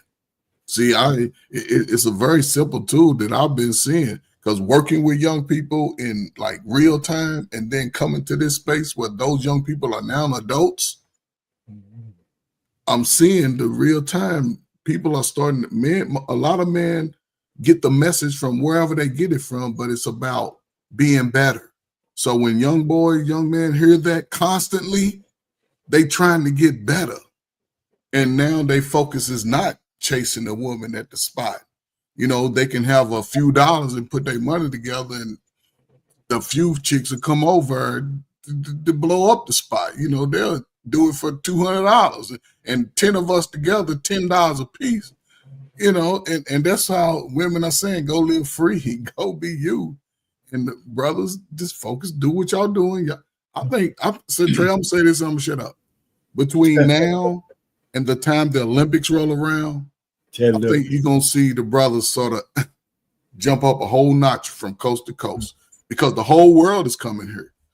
And the whole new brand of woman, a good fine woman, so people gonna have money. They're gonna be looking. Stay on that point though, Coach. Let me ask this question, both of you guys, right? I hope I didn't lose the bubble. Yeah, I hear a lot of people saying, and I think it's a projection, and I think it's a lie, but I don't have the data, that there's some kind of epidemic of male loneliness. And I don't believe that's just true. I don't really. There's some men who are lonely, but I don't think men are lonely the way men might be alone, but they're not emotionally lonely like I think women would be when they're alone.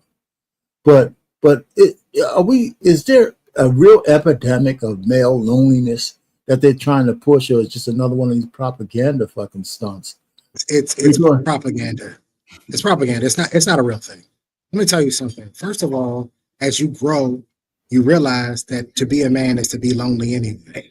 And most times, in most cases, you are going to be alone, right? Which is why a lot of guys seek the marriage and seek the family, because it's one of the only ways that you aren't alone. But I can remember being 20, 21, 22 in the military and had my apartment in New Jersey, you know what I mean, in Lumberton, New Jersey, and I lived by myself. You know what I mean? Like that's a part of life, being alone. But the other part of this is too, we always act like that because a man is alone, I mean that he's lonely, that he's alone. That's not how it works for us.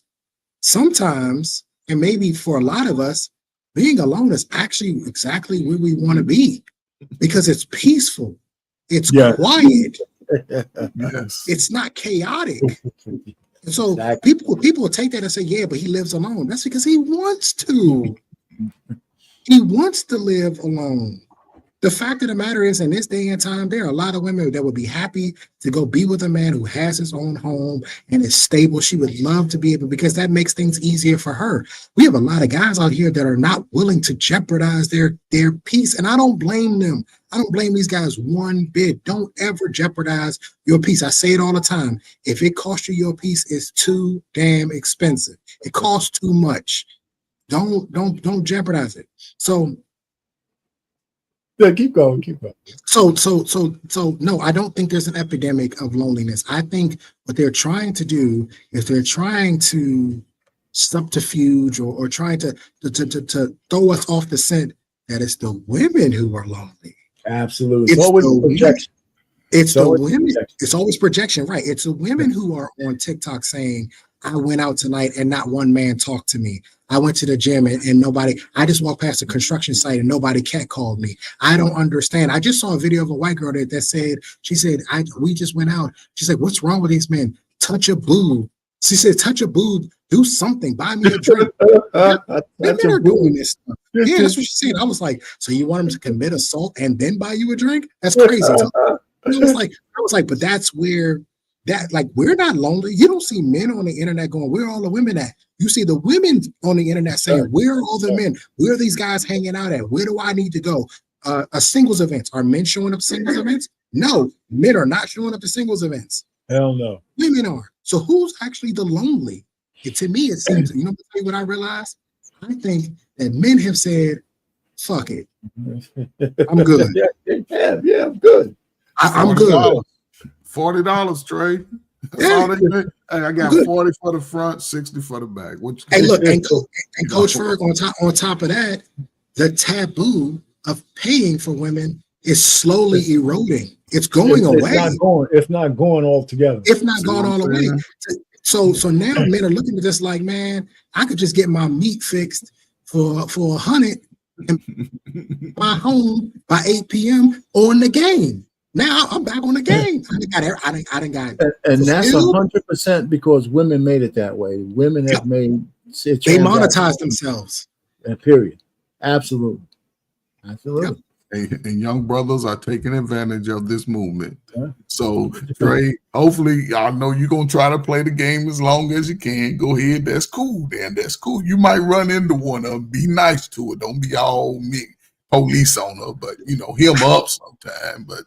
But that's the game that brothers like my son, man, I'll be trying to talk to him. He like, listen, man, women come up to me all the time. I'm like, for real? He's like, yeah. He's like, half of them I don't even pay no mind to because I already know. I said, I'm like, boy, I've been thinking, boy, if that was me.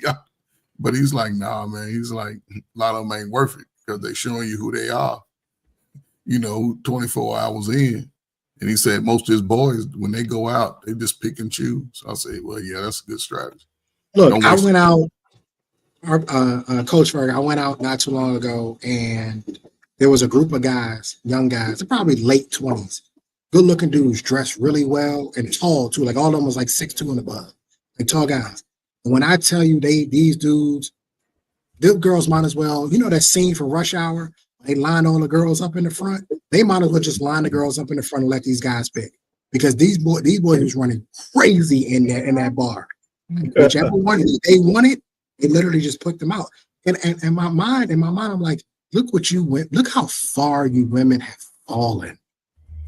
There was a point in time that if a man wanted a woman, the shit he had to do to even just get a little sniff of that punani. Just a little point, he had to marry him to get him.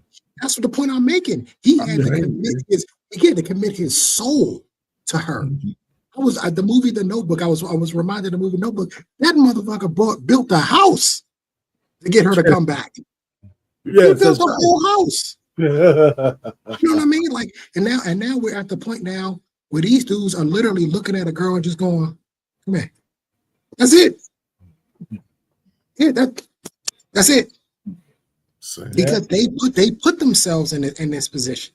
Because when you denounce the chivalry, you know what? It was a point in time. If you were sitting at a table with a woman and she stood up to go to use the bathroom, all the men at the table stood up too. That was a part of chivalry. It was a part of the respect for a woman. It was a respect for a woman. That's gone. You can't even get a man to open your car door now. How far y'all have fallen. I'm gonna pull out your chair so you can sit down at the table. I'm gonna take your coat. I'll just use my foot and kick the chair next to you. I'm gonna help you. I'm gonna help you light your cigarette. Don't worry about it. I'm gonna light your cigarette for you. How far y'all have fallen because you denounced chivalry and said, I don't need you to do anything for us. And now you getting the same treatment that I would give Coach Ferg. I ain't open no door for him. He's a grown man. Hey, you ain't giving up your seat on the bus or nothing no more. Hell no. You done got to sleep over like. But you know what's funny, Coach Ferg? I was raised to give up my seat. Exactly. Yeah. When I was riding the bus in DC, I was on the X2 or the W4 or whatever they called it. I was raised that if you saw a lady, hey, would you like to sit down? Yeah, you can have my seat. That's gone now. How far y'all have fallen. It's been gone for a while. Are you pregnant or you just fat? I need to know. I need to know before I get up. Because I'll get up for you if you're pregnant. I ain't gonna look at how far you falling. And I get the young guys now. Like I see where they're coming. Because I used to have a hard time. Like, nah, I think y'all just scared of girls. It's like, no, they're not scared of girls. They are focused on whatever it is that they're trying to get done. And they've realized that the women are going to be a distraction to them. Don't mean they ain't got their needs. Don't mean they ain't got their needs. They satisfy their needs however they satisfy it. But this whole idea of like going after girls and chasing after girls like how I did in the early 2000s and late 2000s, nah, they don't even care. They don't even care. Yeah. It's amazing. Yeah, them days are coming to an end, man, because young brothers listen to brothers, and the Trey age and a little younger, they getting it. See, if those guys Trey age all had a mind like Trey, we'd be good. See, Trey's in that age group where, it's a lot of somebody's fault, you know what I'm saying? But he can see it. And if more brothers could give those messages like, you getting it, you doing it the right way, especially while you're young, it makes life for them more purposeful. So now they're seeing what the women really are, and they're not wasting time or money. They're making it, okay, if we're going to do transactional, I don't work hard for the last 3 months. I got 200. Come on over here, and I'm going to throw it up in the air. You know what I'm saying? And that's sad because the older women are not even correcting the younger women. We want the older women just to shut the fuck up, man, and let them, because they're only giving them bad advice. Yeah, get out the way. That's it, man. Just get out the way. And not only that, Coach Ferg, because that's a great point you're making. The other part of this is two other things that happen. Because of YouTube, because of social media, the younger generation is hip to female nature. That's number one. They're hip to female nature. Whereas when I was growing up, if you didn't have an uncle, you didn't have a Coach Ferg or an R-Pay to sit you down and say, hey, This how these women move. You was kind of blue pill. You was kind of out there like, well, I just do what she tell me to do. That make her happy, just whatever to make her happy. You didn't really get the information. That's number one. They're picking up on a lot of what the information we're putting out, so they understand female nature. The other part of that is too, they don't live in a scarcity mindset. They live in an abundance mindset. They know it's 30 more girls like you. It's 30 more girls like you. So if you don't give me what I want, I'm just gonna move on to the next girl. That's right. One of y'all out of 30 gonna give me what I want. So somebody is right. I pay Trey. Listen, hold up. These young dudes, unlike us, they ain't scared of the police. They ain't scared of the old police. So that's a whole different psyche from our age group. Our pain. Police say we go get home. We going home. Police say pull over. What I do, Mr. Officer? Now they like, man, why are you bothering me? Nigga, you know. So if they ain't scared of the police, women got to get it together. But I got some hope for the sisters, man. But I don't know with Anissa. Anissa just go have everybody just running wild. I go have everybody running around popping their fans and shit. I'll say this, and I'm gonna go. I think there are still a lot of good sisters out here. The problem is they're too damn quiet. They don't talk loud enough. And it's a conundrum. Let me tell you why it's a conundrum. Because classy, good women aren't loud. They aren't boisterous. And they don't want to get attention. And they don't want to be in the front. So we need them to be in the front, but that's not the hallmark or the tenement of good women. Good women are typically very meek and very sort of reserved and conservative. And they don't want a whole bunch of attention on them. So we got a little bit of an issue because we're allowing the worst women to speak the loudest when the best of the women are in the back and aren't saying much. So it's a very interesting sort of conundrum we have because we definitely need these women to speak up. But unfortunately, we're not getting that. I do believe there's still a lot of good women out here. I got 4 standards. Maybe one day I'll reveal my 4 standards, which will make them, tell you what a good woman is. But in the modern day age, but unfortunately for a lot of these women, they just quiet. Classy women are just quiet. They're not going to really do. That's right. They're not going to do a whole lot of that. It's just not what they do. That's not how they operate. And so we're thinking, and even I can get caught up in this sometime and thinking, well, shit, they all trash then, because ain't nothing I'm saying nothing. But the truth of the matter is no, there are some really, really good women out here, but unfortunately, we're just not going to hear from them. But I'll see y'all on the next one. All right, man. Thanks. All right. You said you're cutting out, right? Thanks a lot, Trey. All right, man. So, Coach Ferg, man, we had a laundry list of stuff today. So, what else is going on, brother? Oh man, not too much with me, man. Just trying to be better, man. Just give my little time, man. Just trying to be better, man. I'm at a good crossroad in my life right now, Pain. And I'm glad that I'm not in the streets. I had my fun. I took care of most of my responsibilities. So now, retiring early. Sort of early. And I don't know if I informed you, but I've applied to a few little jobs working with young people again. So I'm just gonna see what happens and see what goes on. I ain't go into nothing crazy, but when they look at my resume, I understand how a lot of people in positions to help don't really want to help. Okay. You know what I'm saying? I understand that, but I don't get caught up in it. I still find other ways to sort of engage and promote, healthy lives and healthy lifestyles, mindsets. I just understand the all right, that's cool. Let me ask you a question though, since we still here. We got a couple of minutes. Let me ask. I actually only have a couple of minutes. Yeah, did we ever talk about the not the Diddy situation with the Obama situation? What he said? Were we on the panel? Was you on the panel when we talked about that on Friday? You weren't around on Friday, were you? Yeah, I think I was. Okay. I'm not sure, man. But yeah, I done heard that a couple of times. I saw that, I've seen it a couple of times, and it's just unfortunate, man. He was one of our most high brothers, you know what I'm saying? He's let us down big time. You don't come to the world, man, and doing what you're doing. Now, the first incident during the election, I was like, damn, he said that to brothers, man, when he ain't even putting his foot on the ground to help the young brothers socially and emotionally. Right. You feel what I'm saying? That's it. Right. You keep your little money. I don't care about that. But get out here and tell these brothers, you got to talk to him. He ain't doing none of it. He's using opportunity to point his finger. That's the problem I got. That's the problem I got. You know what I'm saying? He done got to it. He done served his time. He ain't really give us a penny.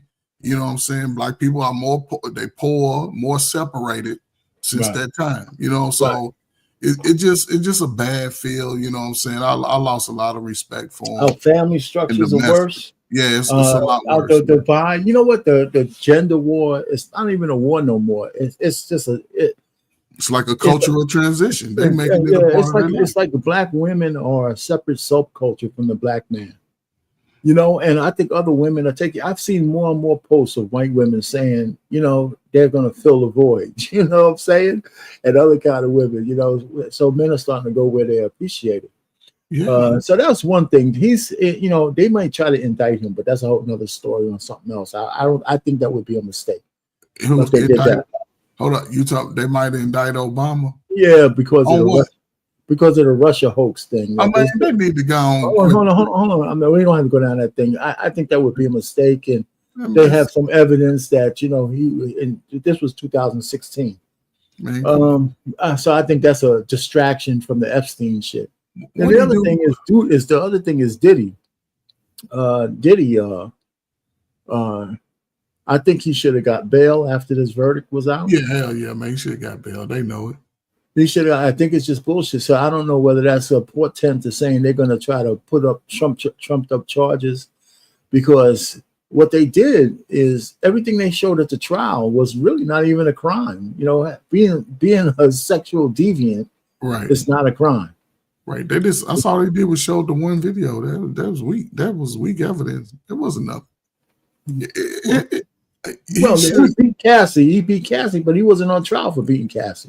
But that's all they showed, though. That's all they talked about. And what I'm saying is, the judge, a fair judge, should have never let that be allowed in court. Exactly. But that should not. Understanding that, but they make up laws as they go on us. It doesn't matter. It's no doubt. They make it up as they go. They literally make it up. Like you just called it. Just basically, hey, this has already been tried. We can't try him on this case, but they still use that same video. That's all they did. Yeah. Listen, the videos that social media put out there showed a whole lot of movie stars, a whole lot of figures. Right? It wasn't none of those videos showed, because I'm sure he had thousands of them. Yes. Thousands. Yes. So it's a bunch. I think seeing that they kept him, though, it's just, I think he's going to get out within the next 90 days. When is his sentencing? His sentence is not until October. Yeah, see, I think he's going to serve it. He's going to get out. But if not, time served. No, I think. Yeah, he's going to. I disagree. I think they're going to. He's going to be on parole for about 20 years till but they're going to take some of his money. They're going to. He was in Florida and Cali. No, he gonna lose one. The one thing that came out of this thing is that everybody knows Cassie was complicit with this thing. She was knee deep in it as he was, except that she sold her soul to the devil. Yeah, she was part of it. She signed up for it. Yeah, but of course, I made a song about that one too. So yeah, she sold her soul to the devil, and so he's gonna get out. So what else is going on, man? I just think that the market's going up, man. It's been good. Yeah, the market's going up. It's gonna recuperate. That's what I was saying, man. Like, America's a business. Anytime you're a CEO, just a little simple, basic stock for anybody. If you think about a stock, put $20 in a startup stock and leave it alone. Now, anytime a business CEO or the head of the business leaves, the stock is going to go down. Don't panic. If you got dividends, you'll get your dividends. Don't panic. It's going to take a transition at least 3 to 6 months for the business to start shifting back in favor. This is what Americans are doing. They went in and found all this loose change everywhere, I paying. All this loose change that wasn't going to the people. All this loose change is going to the handout people. People still getting $50 million checks and been out of office for 20 years. People still getting all this residual. They sent $100 million for Sesame Street in another country. $40 million to take care of it. I'm paying $40 million to shut everybody black up in America. Here, man, get $1 million apiece and go on. Don't come back. It'll shut everybody up. But look at what's been happening. But now they got the war. We shouldn't even be over in the Russian Ukraine, but America, they like that. Ukraine too small. Now we got the Israel thing going on over. It used to be Israel couldn't even be in these conflicts. Now, with American backing, they doing it. America's contributing to that, and they hushing it. Donald Trump, he's.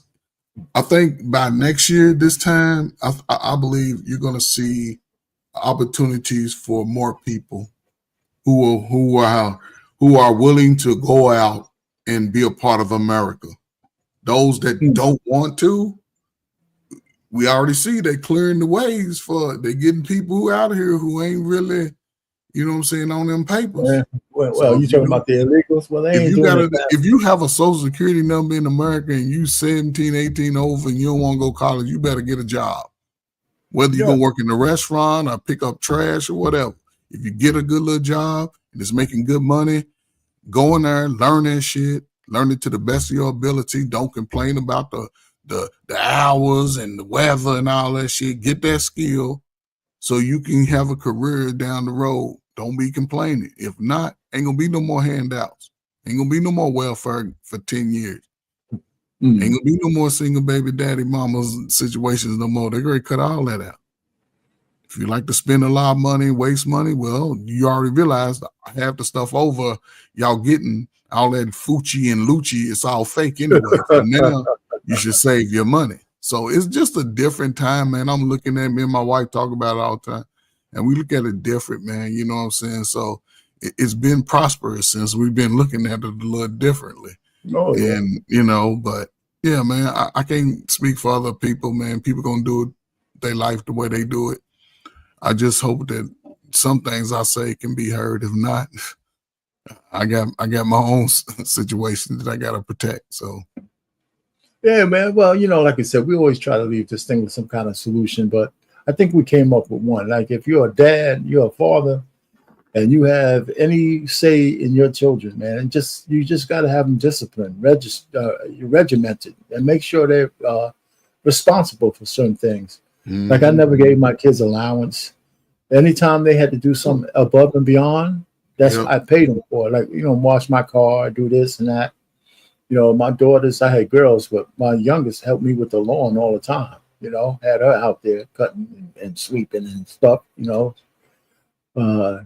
when they were like 6 years old, they learned how to use the washer and dryer.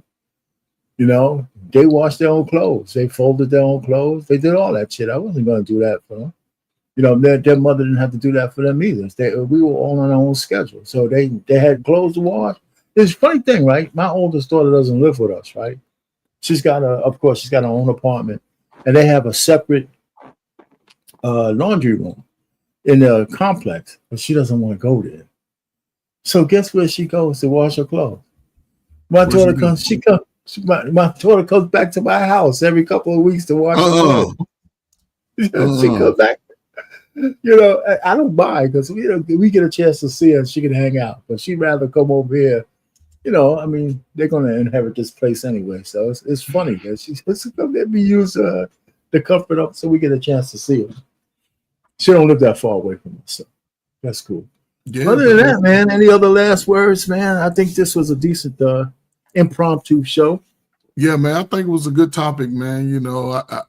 I guess I get in my head too much when I hear these topics and things like that and see them, man, because I just remember times when I had to focus on what I needed to do for myself. When I got out of the military, I was like, man, what do I do? I'm taking my ass to school. And when I was in the service, after I came from Saudi Arabia, I used to see so much. And then when I used to come back and tell my friends, they'd be like, nah, man, America this and America. I said, man, America ain't going to be the same in about 20 years, 30 years. And the fact that here we are right now in the most panic time in our history, outside of slavery and the civil rights movement. When you say panic time, what's really meaning even during volatile times, from the end of slavery for that 100 years through the civil rights, Jim Crow, and all of that, Black people were still thriving. Of course, as a unit. They're still thriving, still producing, creating shit from nothing. And to see after that and looking back at the really side effects of the welfare movement, the public housing, that whole system that sort of the birth control pill, how it sort of just started to dismantle the manhood in our community in a sense. Right. And then since I was a teenager, you're a few years younger than me, so I'll be older.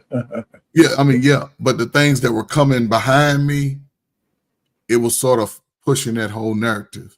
It wasn't a lot of young women pregnant when I was in school. The few that did, they all went to one high school for whatever school they was at. They put them in their own space and taught them how to be mothers and nurturing and things like that. And a lot of those mothers, when their children started to grow up, those children were well behaved, pretty successful through that process. But then when that crack hit our pain, all that shit went out the window. It all went out the window. When the crack hit, it all went out the window because it was affecting young people, young adults. It was affecting a lot of young people. And a lot of those kids are now adults today, those 40 and unders, and they've already believed that ain't nobody trustworthy. They don't trust each other. They don't want to work. So we see the numbers drop. We see women take more. Could you imagine that we are here? I'm gonna shut up after this. The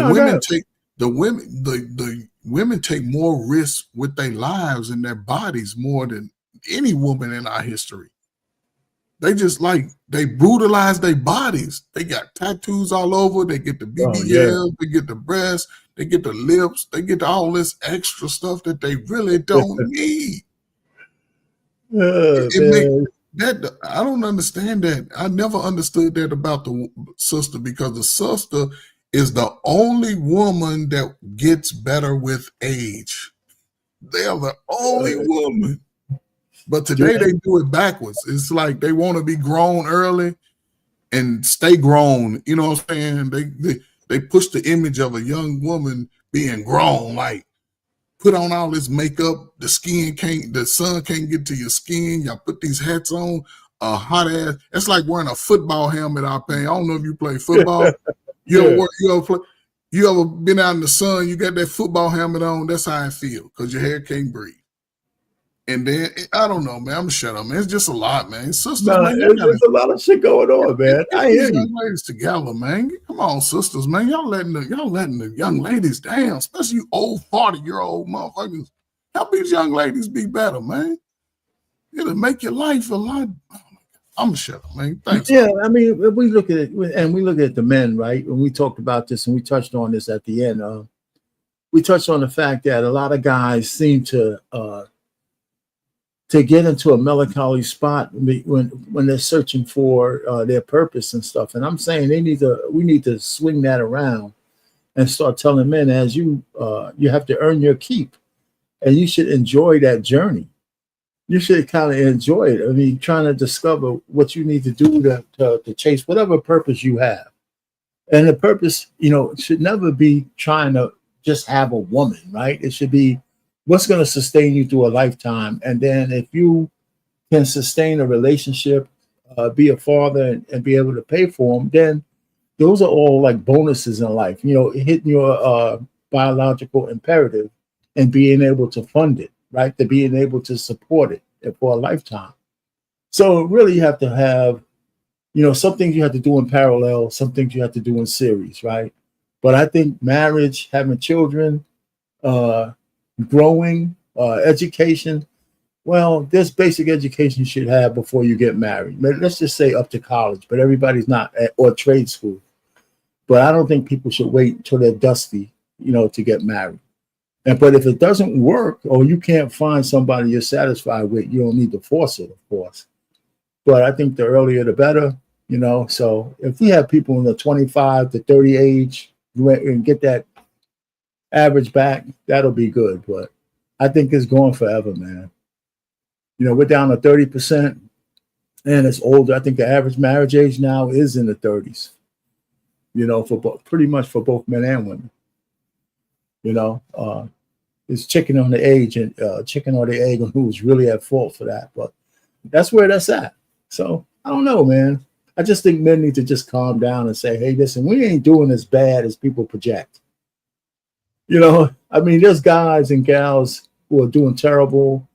And then, I mean, it's like it's levels to it. But in terms of in general, black men are not doing as bad as people try to project. Not at all, man. And, yeah, it's crazy. Yeah, it's absolutely madness.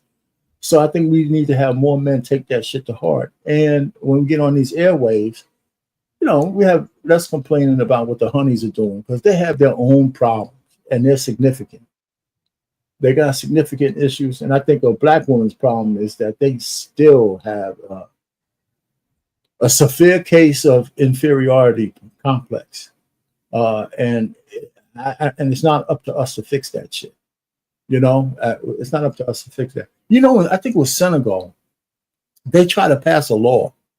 I don't know if you heard this. They tried to pass a law, and they did pass it. It only lasted one day. That they were going to make women, they were going to outlaw wigs and weaves. Yeah, man, because they wanted women to be prideful of their own natural hair. Yeah, right. Because they think, you know, because women say men don't want that, women with natural hair and all this other bullshit. Ridiculous. And so they try to outlaw it.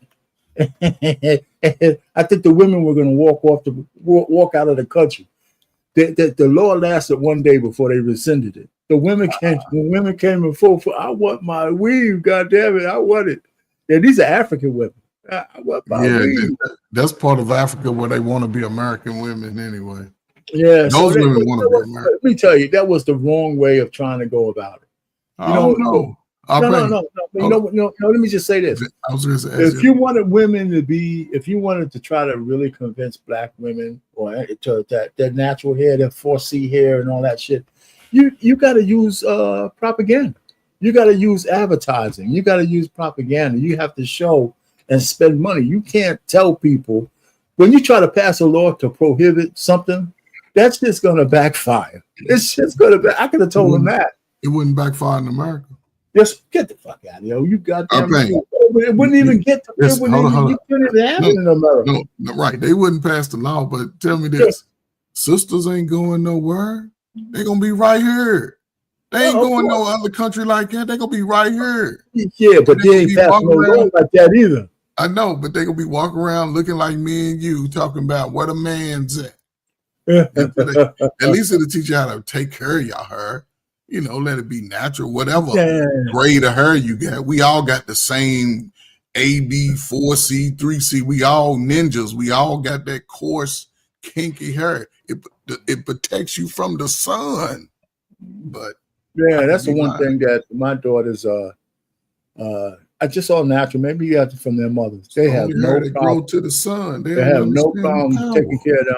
They have no problem taking care of their own hair. No wigs, no weaves.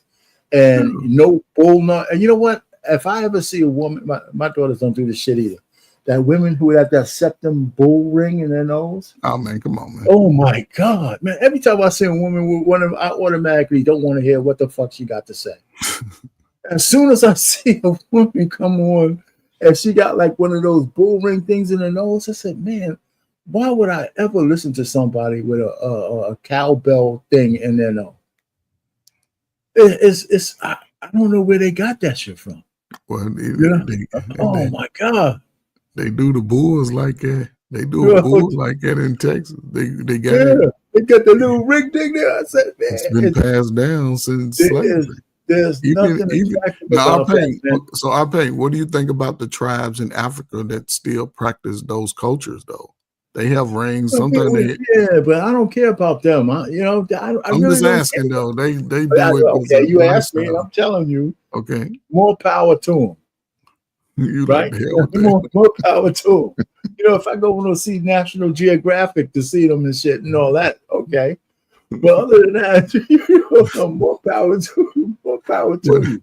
Okay, those over. Yeah, I mean, I get what you're saying, man. It's to me, man. It's just about hygiene, man. I was very picky, man, about hygiene, man. And my wife has some of the nappiest hair of a woman I've ever met.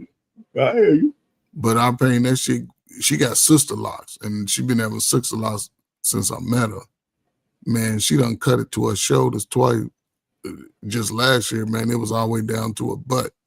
Oh wow! You know, it grow, and she only got like 2 gray hairs in her whole head, man. Yeah. So my daughters are both of them, man. Their hair, man, it's full, ain't it? Thick and full, man. And they spend time taking care of it, you know. Yes. Yeah, they ain't no wig ladies, and their moms is like that too. But I bet they arms. I bet they arms are nice and fit, ain't it? Huh? Yeah. Their arms are nice and fit, ain't it? No. I wish my youngest. Oh, but man, they gotta take care of that hair, man. Holy shit. Yeah, my girls are the oldest one's a gym rat now. She's it's good. She gonna find out. She need to get my ass. She need to get my ass in there. I'm just getting over tennis elbow. Oh, man, how you get tennis elbow out drinking that tea, drinking all that tea? I would get tennis elbow for doing pulling up your little drink that you be sipping on. No, in bed, like playing this video game and shit, like pressing the button. My elbow, man, that shit hurt, man. You gotta put ice on it, man. Oh no, well, I took care of it now, man. I had to get a patch. And I couldn't even. Always put ice on it first to slow the blood flow down and alleviate the pain. You know what I'm saying? Alleviate the pain, man. You got to, man. All right, man. So, any last words? No, man. It's a great show, man. Salute, man. Great topic, man. I think for all the brothers, man, get out here, man. Find your purpose, man. Don't think trauma or success is even in your stratosphere. No, it's going to be trauma if you don't move. Because everybody behind you is coming for you. So get out their way. Go see the world. Come back and tell them your stories. I'll blog it on YouTube and have 400 million views. Appreciate you, man. Oh, man. Yeah, man. Thanks. And, it's funny, man, that you would say this, and my computer is all jammed up. That's fun. Oh, man. So I got to go ahead.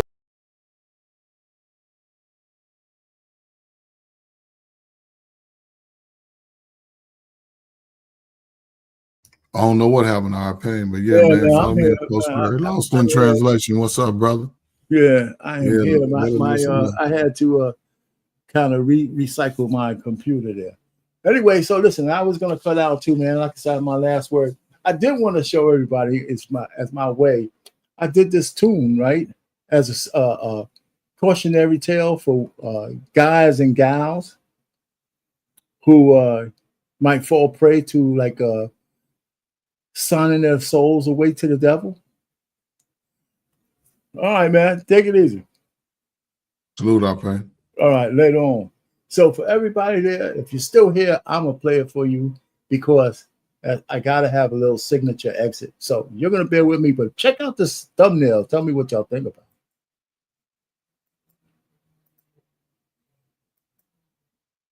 it. If I can find it somewhere, I have it somewhere.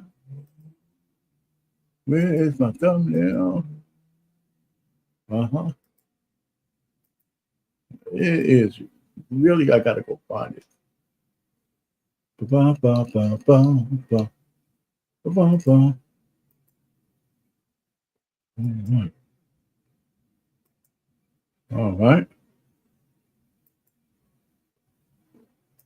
All right. Check out this thumbnail. Tell me what y'all think about it. This is when the Diddy trial. This is Cassie, and that's Diddy over there. And what a cautionary tale.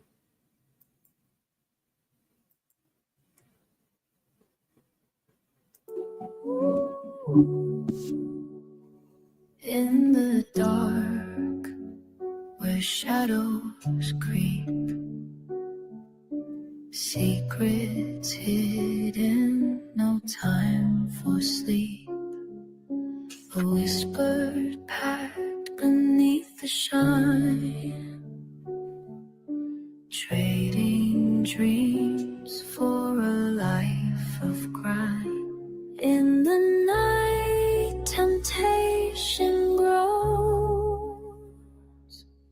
Beware of the deals made in the dark. What seems so sweet leaves his lasting mark. No fortune gained is worth such a toll when the devil's grin steals your soul. He'll call you sweetly, but there's a catch. With words like honey, a wicked match. Eyes like fire, intentions unclear. Everything you wanted fades into fear. Walk away, don't look back. Beware of the deals made in the dark. What seems so sweet leaves his lasting mark. No fortune gained is worth such a toll when the devil's grip steals your soul.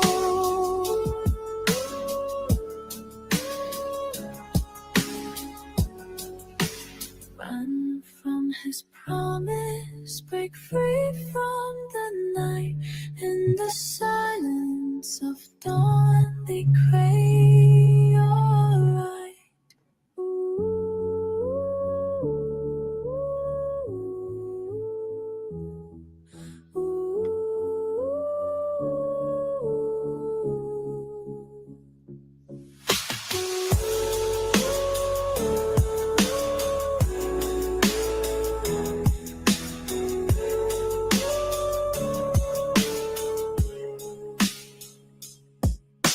When from his promise, break free from the night.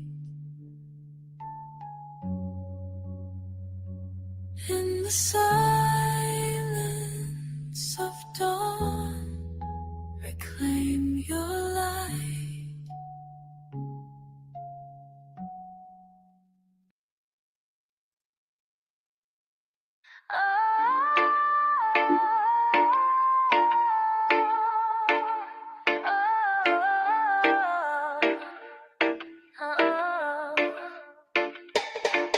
In the dark, where shadows drift, lost in a grove of endless rift, a whispered pact, an unholy sign, trading my heart for a life of crime.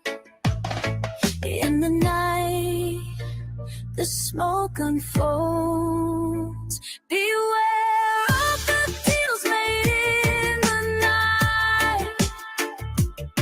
What seems so sweet turns to plight. No treasure found is worth the strife when the devil's smile steals your life.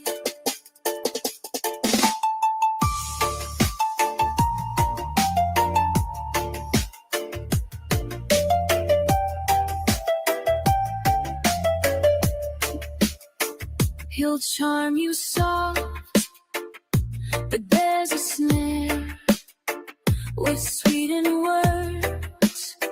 He'll lay you bare, eyes like thunder, his truth avail. Everything you sought now tells a tale.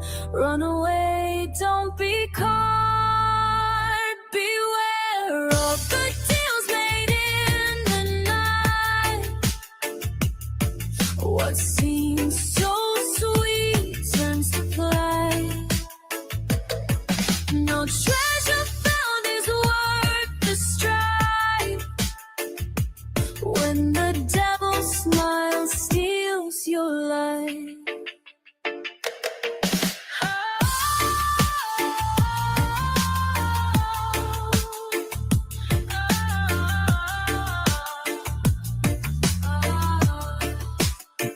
We from his promise step into the light.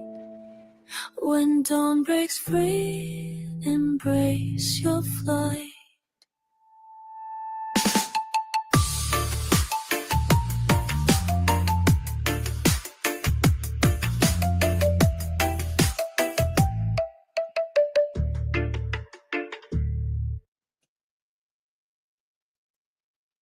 Well, that goes for night. Hey, thanks for stopping by. Anissa, always a pleasure. Thanks to Trey and and both the Treys, you know. And Curtis came in, Catelia showed up a little bit. And that's the show for tonight. So everybody have a good one. And we'll see you tomorrow on Flipping Tables.